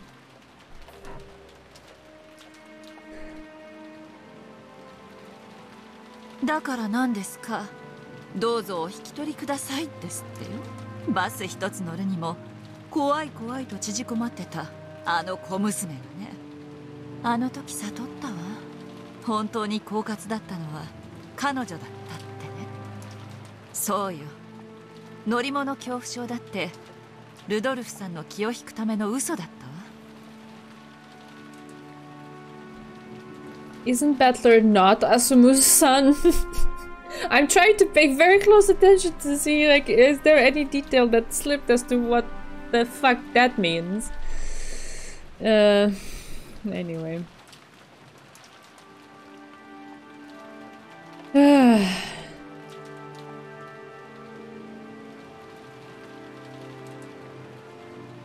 I mean, yeah, of course. It's the view of a child towards their mother figure, you know.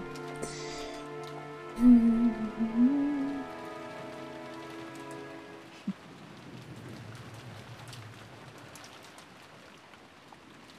ごめんなさい。こんな話を聞いてもつまらないわよね。あ、いえ。せめて私の産む子だけでも認知させたかったわ。ルドルフさんもそのつもりはあったみたい。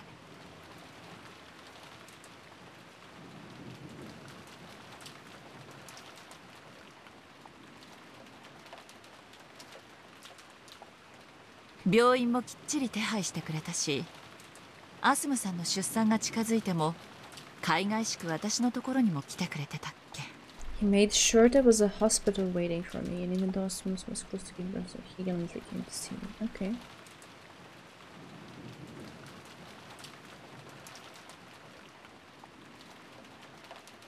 Oh yeah, no, I understand your point, Dezo.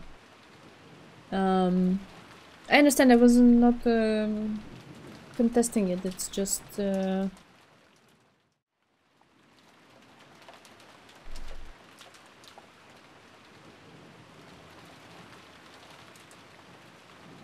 do I put it? It says a lot about Kirie that this is very possible, so we don't know which is which.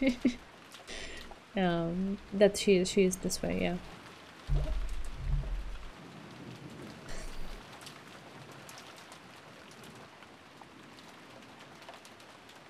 Ah, for chat. Okay, sorry. Sometimes I don't know if I'm the target or the main target of your message or not, or if I should reply or not.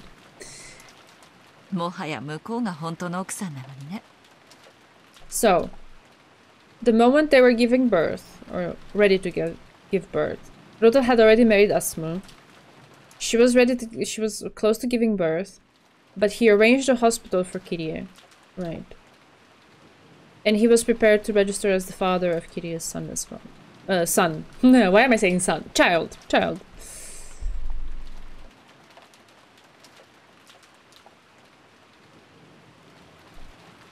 ひどい人だわ。ほんと。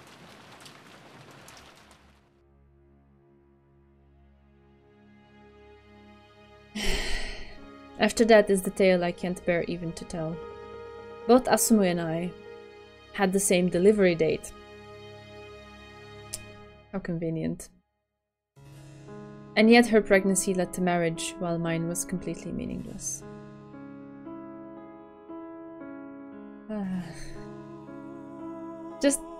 Just that phrase, just okay. I swore to bring up my child well, so that Rudolph's son would be proud to call himself his father. Sorry, its father. Why am I'm reading things wrong? Sorry. So it's not mentioned the gender of the child, right? So bring my child up well, so that Rudolph would be proud to call himself its father, right? Sorry. Asumu-san had won her battle against me. However, I hadn't yet lost the war. If I could make my child excel far more than Asumu-san's, if I could make my child the one that Rudolph-san most respected, I would be rewarded. That's what I believed.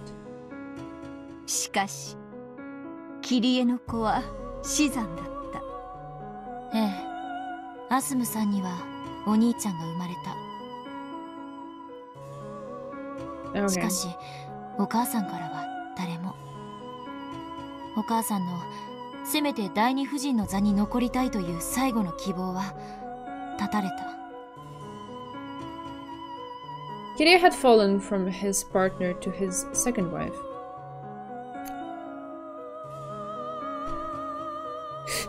Suddenly remembering the article that Belle posted in Discord. When was it? Yesterday? Yeah, I think it was yesterday night.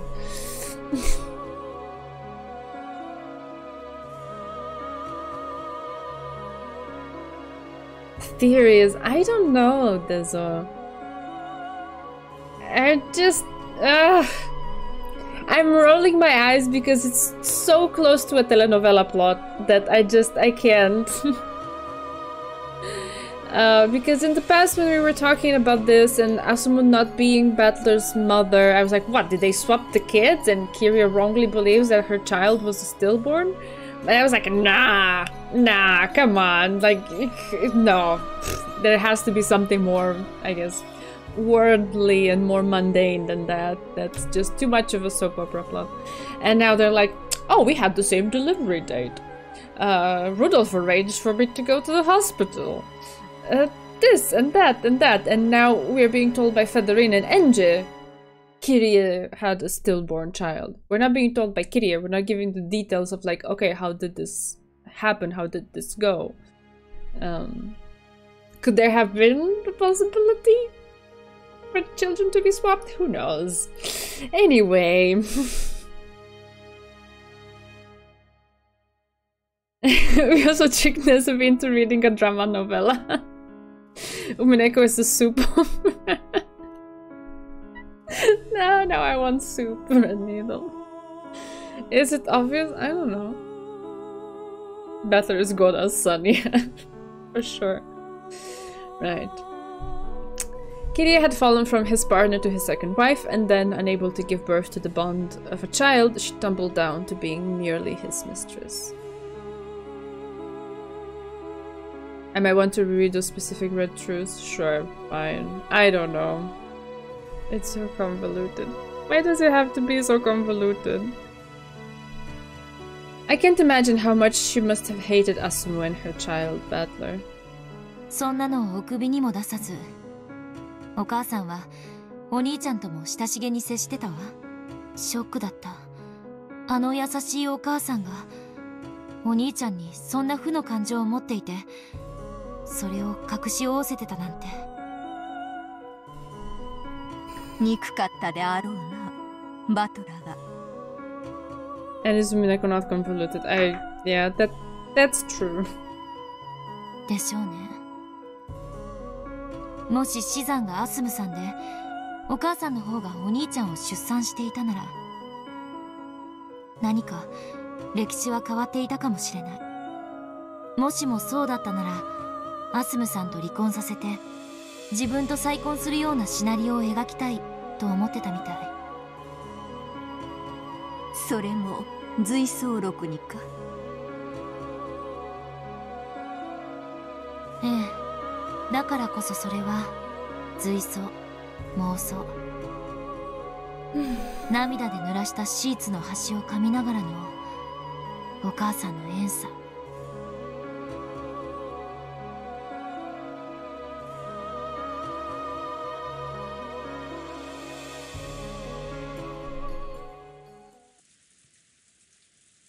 後悔は一点だけ。解任ですか？違う違う。私のおごりだけよ。ルドルフさんはもう私のものだから絶対安全。あんなアスムなんていう小娘に負けるわけがない。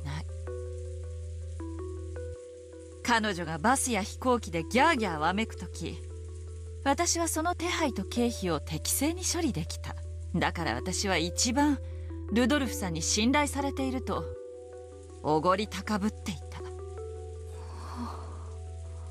恋って育むって言うでしょ。はい。間違ってないわ。二人で水をやり、世話をして育む、そして最後に結実するのが愛という実なの。知ってる？結実して終わりじゃないのよ。愛を収穫しなきゃ恋は成就したことにならないの。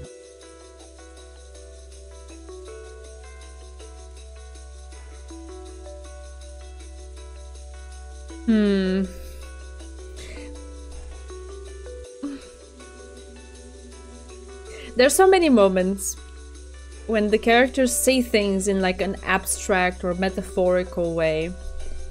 And I'm like, yeah, your head is not necessarily in the wrong place. It sounds, I guess, in theory, again, in abstract, it doesn't necessarily sound wrong.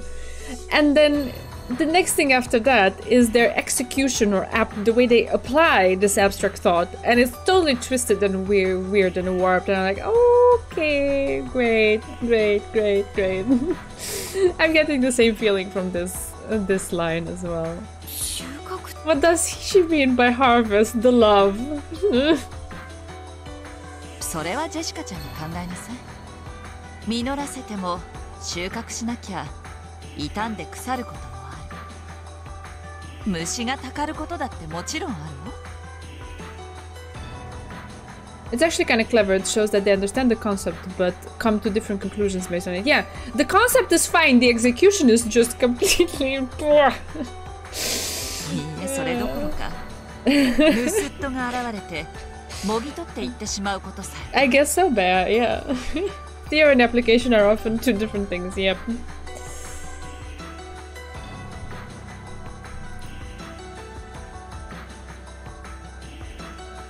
So what is she trying to say with this? That if she made Rudolph love her or like be attached to her or whatever, then someone can come and snatch that away? That doesn't really make sense. Like, she has a warped view of it, I'm pretty sure. Because if you are nurturing love and companionship, partnership between two people in all aspects of life, then I guess by harvesting it, it means that you enjoy the results and the fruit of that nurturing together, right? It's something that then is bestowed upon both of you to have a happy life, right?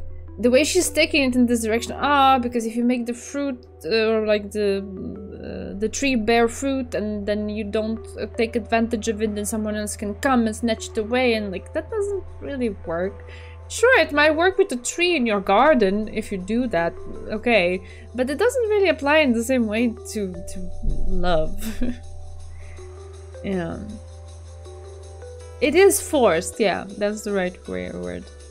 It's like she was attempting an actual mathematical formula of how to make Rudolph love her. Exactly. And kind of like the love that she instilled in Rudolph can be interchangeable, right? It's not love that's made particularly for her. It's just love in the general sense. And then anyone can come around and then Rudolph can be like, oh, well, actually, I'm gonna take this love that I nurtured together with Kitty and I'm gonna give it to this other person. That's not how love works. You know? Not you know, when it's there's something actually real and solid between two people. Anyway. ジェシカちゃんたち若い子の恋愛観は育むところで終わってる。それは甘いわ。愛を収穫しなきゃ恋は報われない。愛を収穫。それは一見愛し合う二人きりだけの問題に見えて、そんなことはないの？だからいつ収穫しても自由なんていう先延ばしは盗っ人に機会を与えるだけ。Yeah, I guess so. 苦労して育てた実が翌朝にもぎ取られてなくなっていたろ。昨日のうちにめんどくさがらずに収穫しておけばよかったと後悔する。 What does that mean? Like, concretely, how do you envision harvesting the fruit early so that someone doesn't come to snatch it? Like, 辛いわよ、その後悔。 how does that take effect in real life? How is that concretized in real life? I don't get it. 地獄を這うわよ。 Mary? I guess, but it still doesn't make sense. Marriage or getting pregnant. I mean, she was pregnant, she got nothing. Make a baby harvest, I suppose.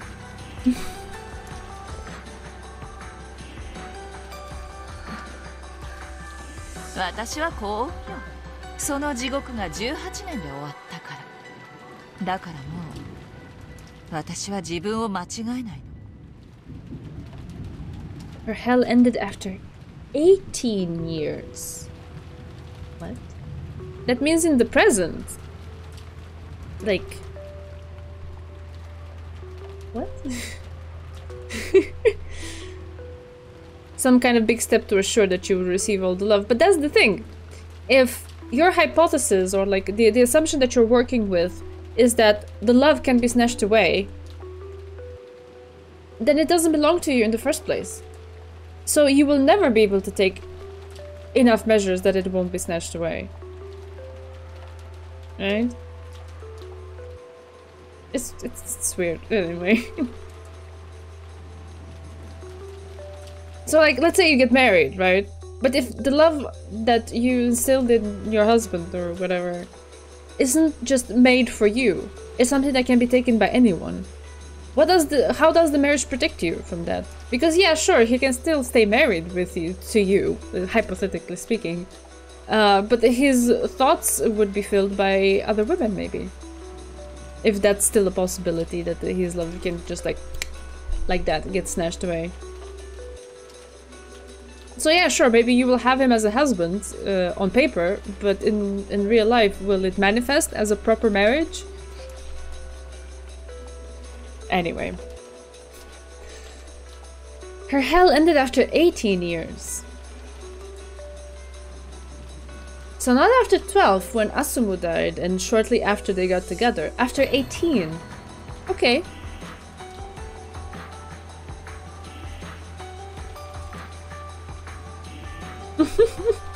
Broken love with Erika, motherly love with Eva, and now calculating love maybe with Kiri. I guess so, yeah.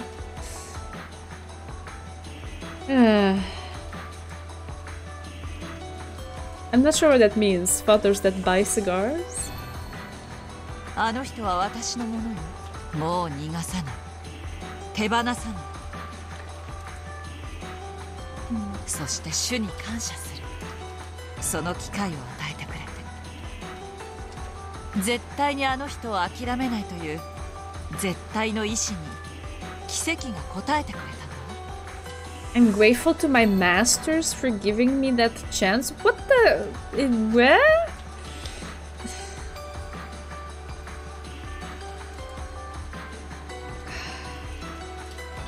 Haha. Ah, to go buy cigarettes. Ah, gotcha. Leave his child and... Got it. Sorry. Is it because you said cigars initially and I was like, what about cigars? But like the meme is with cigarettes. Got it. Or milk, if you want to be a little bit... yeah.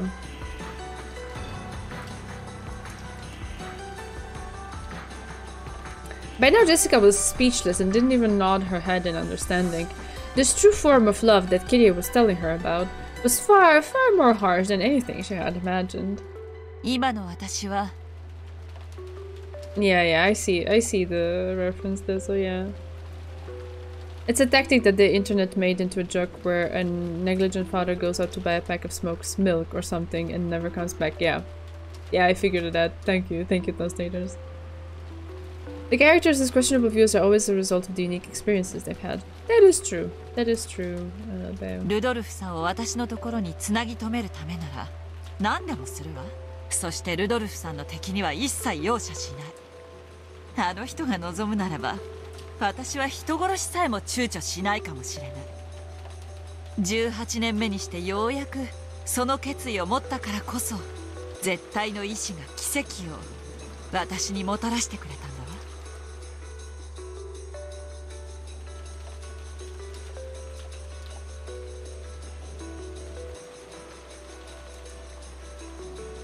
18th year. Okay, she's insisting on that. 奇跡はね、それを自ら成し遂げられる者のところにしか現れない。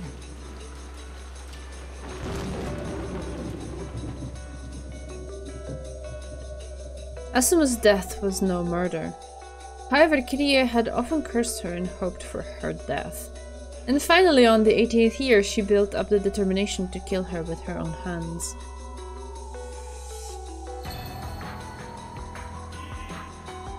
Wait, wait, what?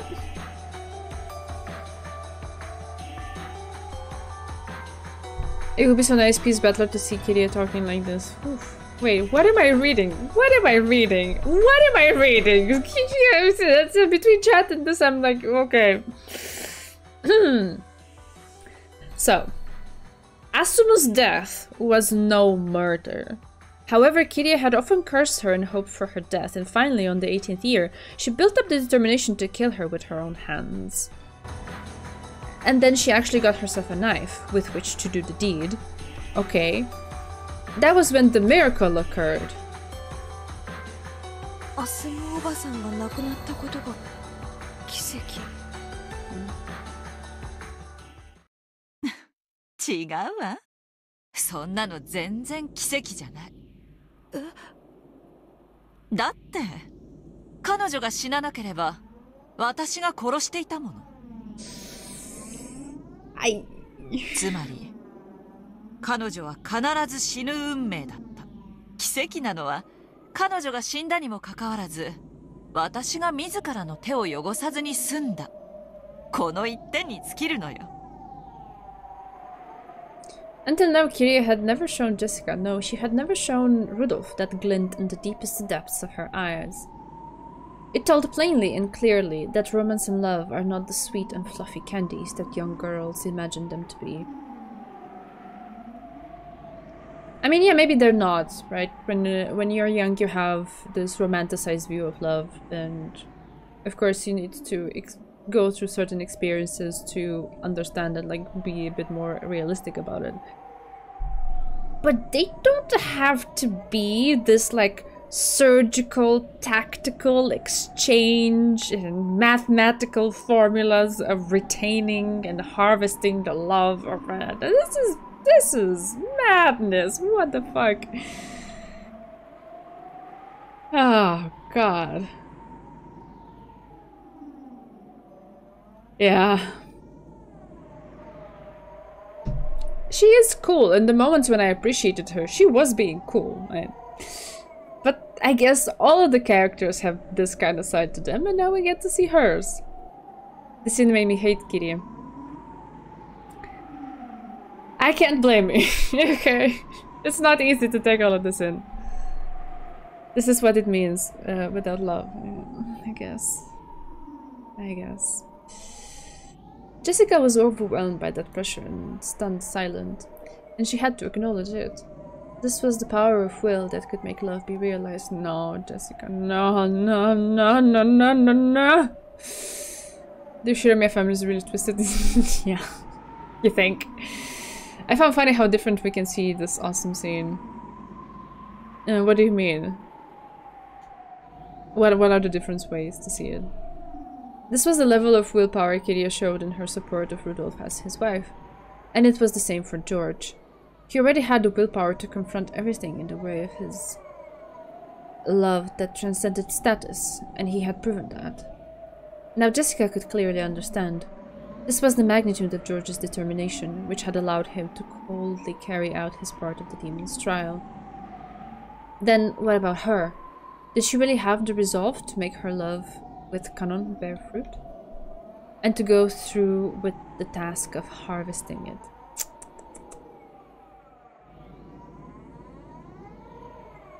Yeah, of course.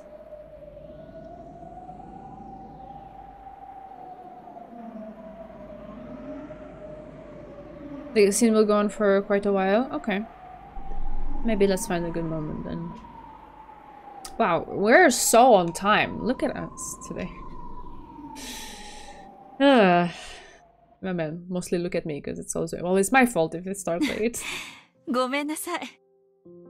軽いアドバイスのつもりが怖がらせすぎちゃったかしら。Yeah, I'm not sure where you were going with the advice. Jesus Christ.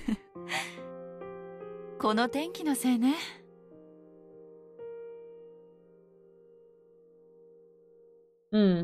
I see. I think it's how do I put it? I don't deny that there might be a little bit of bias if you connect with the character early on, or if they have some cool moments that like, oh yeah, this is really nice.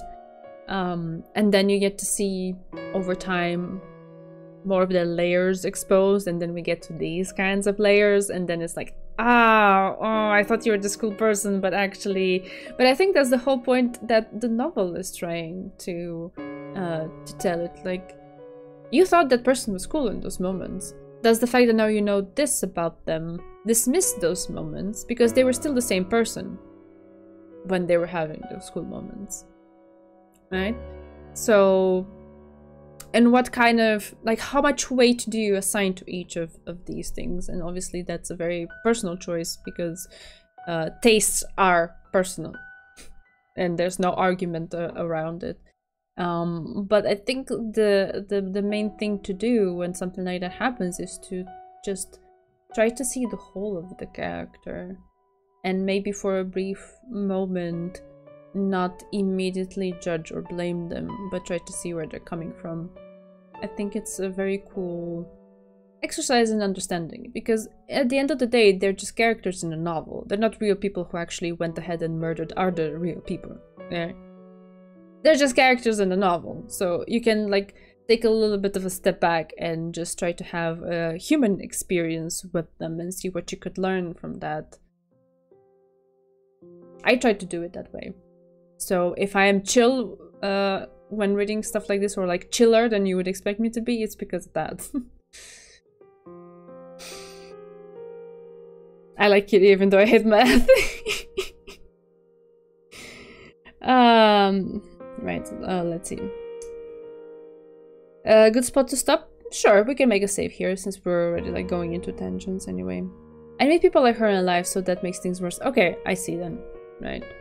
Ironically enough, this was the scene where I started to like Kiri as a character. It gives her so much more depth. From a storytelling perspective, I mean, yeah, that's what happens to all of them.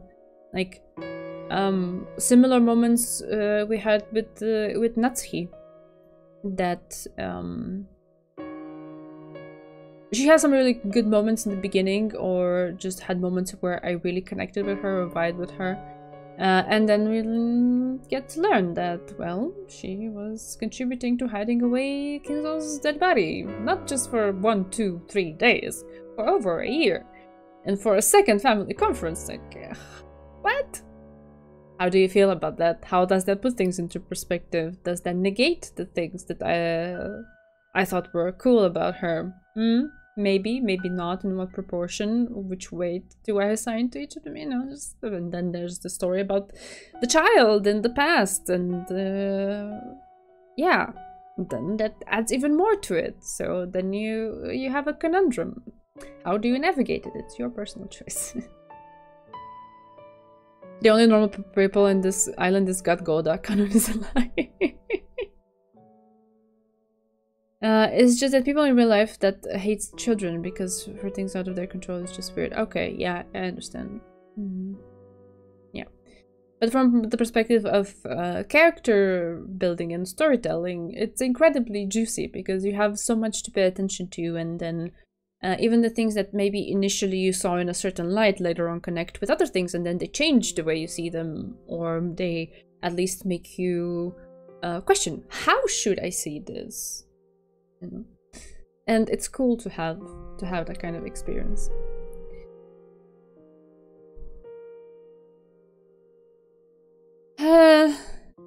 I guess so. But I don't know, yeah. Some things, particularly when it comes to like murders and deaths and stuff, they're a little bit beyond, let's say the word normal. They definitely have their share of,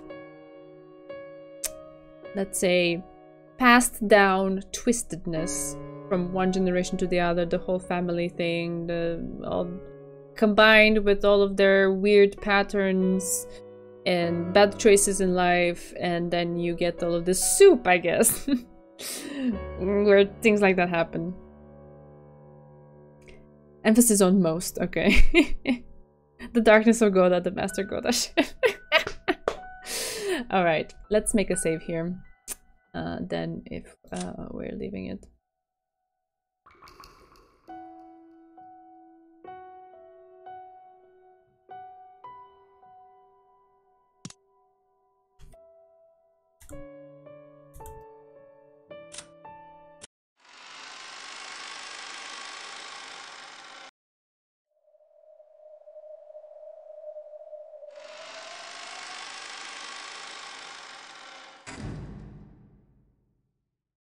I mean, yeah, Bea, we're all human, right? So to kind of position ourselves in a superior place to these characters would be a little bit arrogant, I guess, because we all have our flaws and stuff. But like, come on, how many of us are hiding away a dead body, right?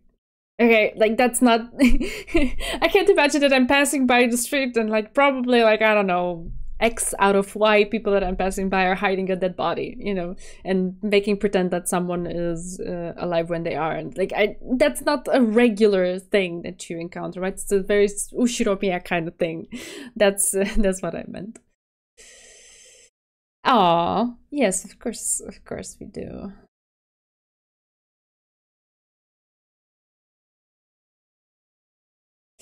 We are all flawed, but Sakutaro is the superior entity. Okay, sure. I can get behind that. The fictional characters with all of their personality traits slightly exaggerated is not a hyper-realistic documentary. Exactly. That's a much better way to phrase it than I was coming up with. Yep, that's precisely it. Ah.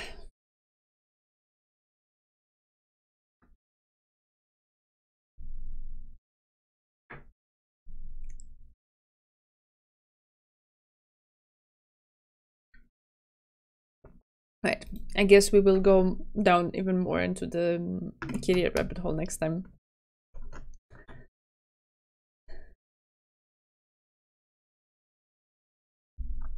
I'm sure there's people in this world who have done worse for much little. Yeah, that's also true. That's also true. Chapter 6 roller coaster continues, lots happening every stream. Yeah. This every stream is the one because something major happens every time. The thing that Rikishi mentions so well is giving us these crazy characters and finding real things in them, though. Yeah, that's true. That seeing it from the other way around, that they do all of these crazy things and yet we still manage to glimpse the humanity within them. Maybe understand them a little bit, maybe resonate with them a little bit. It's a cool thing that he managed to achieve there. Canon is an IKEA fraud and Goda is more Elizabeth. Oh, needle.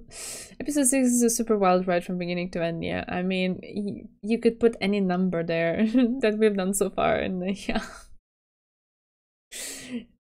the statement stays true. Yes, right. Guess we'll see how it goes. I am still confused. I guess I'll revisit it again, but I rewatched those parts once also back when was it, like early December or something like that. I'll do it again, see if in light of the recent development something new jumps at me.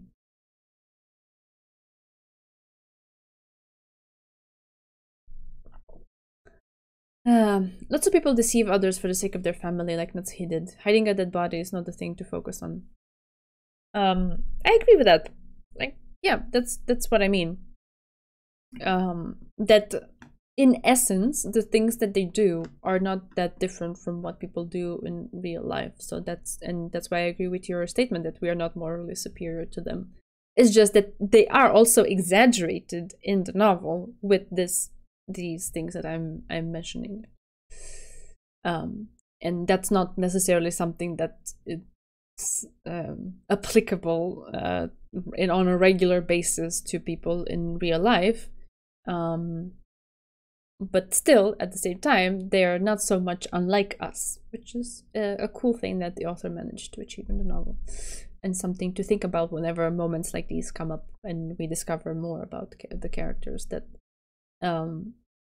even if something seems completely outrageous to you in the moment, or Kirie plotting to kill Asumu is like, oh my god, how could she do that? At the core of it, the essence of what's underneath this sentence that the character is uttering, there are very relatable human feelings like jealousy, anguish, hatred, all of these things, lost love. Like, I still remember how I felt the moment I heard that Kirie had the stillbirth. And I felt like a hole inside of me, you know, like that kind of experience is something that changes a person completely. So then how can I go, you know, and judge them, right? Yeah, anyway.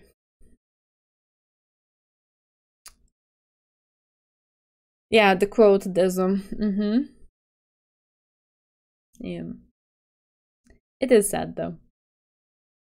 If you think that that's all that love does.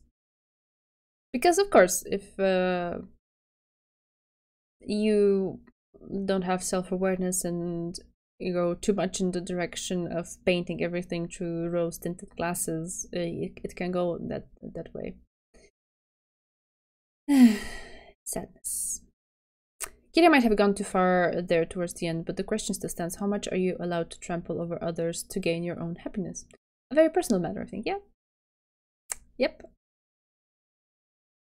One thing we cannot fault her for is that she's really on topic when it comes to that question. Like, yeah, in the beginning I was like, why Jessica and Kirie? Because, you know, for George and his mom it makes sense, right? Because he has to overcome the obstacle that is his mom spinning her red web around him and being the demented helicopter parent that she was, and he has to break free of that. So that makes a little sense. But then suddenly Jessica and Kirie, I was like, where is this coming from? And now I see, okay, it's coming from this perspective of questioning how much is it fair to fight for your own happiness and love, and to have the side effect of you fighting for a lover, maybe possibly winning, be that you're hurting or like trampling over other people's love or happiness. Killing them might be slightly over the age. Slightly. What do I think about Battler Game Master? I mean, he's not really manifesting himself much. It's just, I guess, indirectly that I have to make an active effort to think, oh, it's Battler who's deciding to do these things. So far, I don't necessarily have complaints. I'm just curious to see where it's going. The next logical step is Goda versus Kanon and Shannon versus Genji. Why would Battler be showing us these things? That's the question. I mean, yeah, we need to see where he's going with it. There needs to be a point, particularly when it comes to things that hit so close to his own home.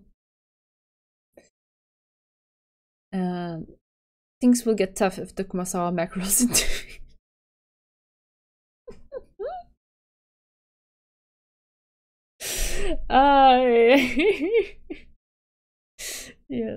yes, indeed. We will not survive the attack of the mackerels. Uh,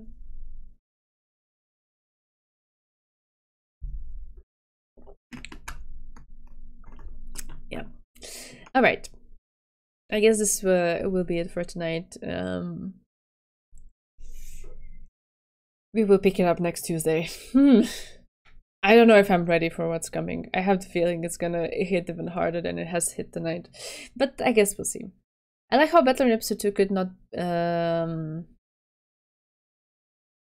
not see Beato doing basic murder. How people can change. Yeah, I guess I also have changed throughout all these chapters because I don't know. Either I'm expecting it already just from the get-go, but I'm not really fazed by the fact that there's murder going on anymore. And I guess I've been desensitized a lot by all of these incursions into the meta layer and constantly talking about it. Oh, it's just a game board, it's just a game board. I'm kind of like finding myself having taken a distance from it. I don't know if it's a good or a bad thing, and just see how things go. Aw, thank you for coming by, Chidrin. And cannot wait to see you again as well. I love these love trials. Some of my favorite parts of the whole VN. I hope you're enjoying them too so far. I enjoyed that they serve as chances to see certain sides of the characters that we would not see normally. I'm enjoying that part. I think it's very juicy. I still don't understand why the trial has to be go and murder someone. But I guess it just comes with the territory that this is what we have. This is what has to happen in these episodes. People have to murder each other. So like there it is. Here's a pretext to kill each other, I suppose. The writing in chapter 6 has been great for first read and so fascinating on rereads. It's been a good time to re-enjoy the story with the streams. Aww, happy to have you around and glad it's proving to be a treasure trove for you. Yeah. We kind of feel like Beatrice is weird. Yeah, I guess.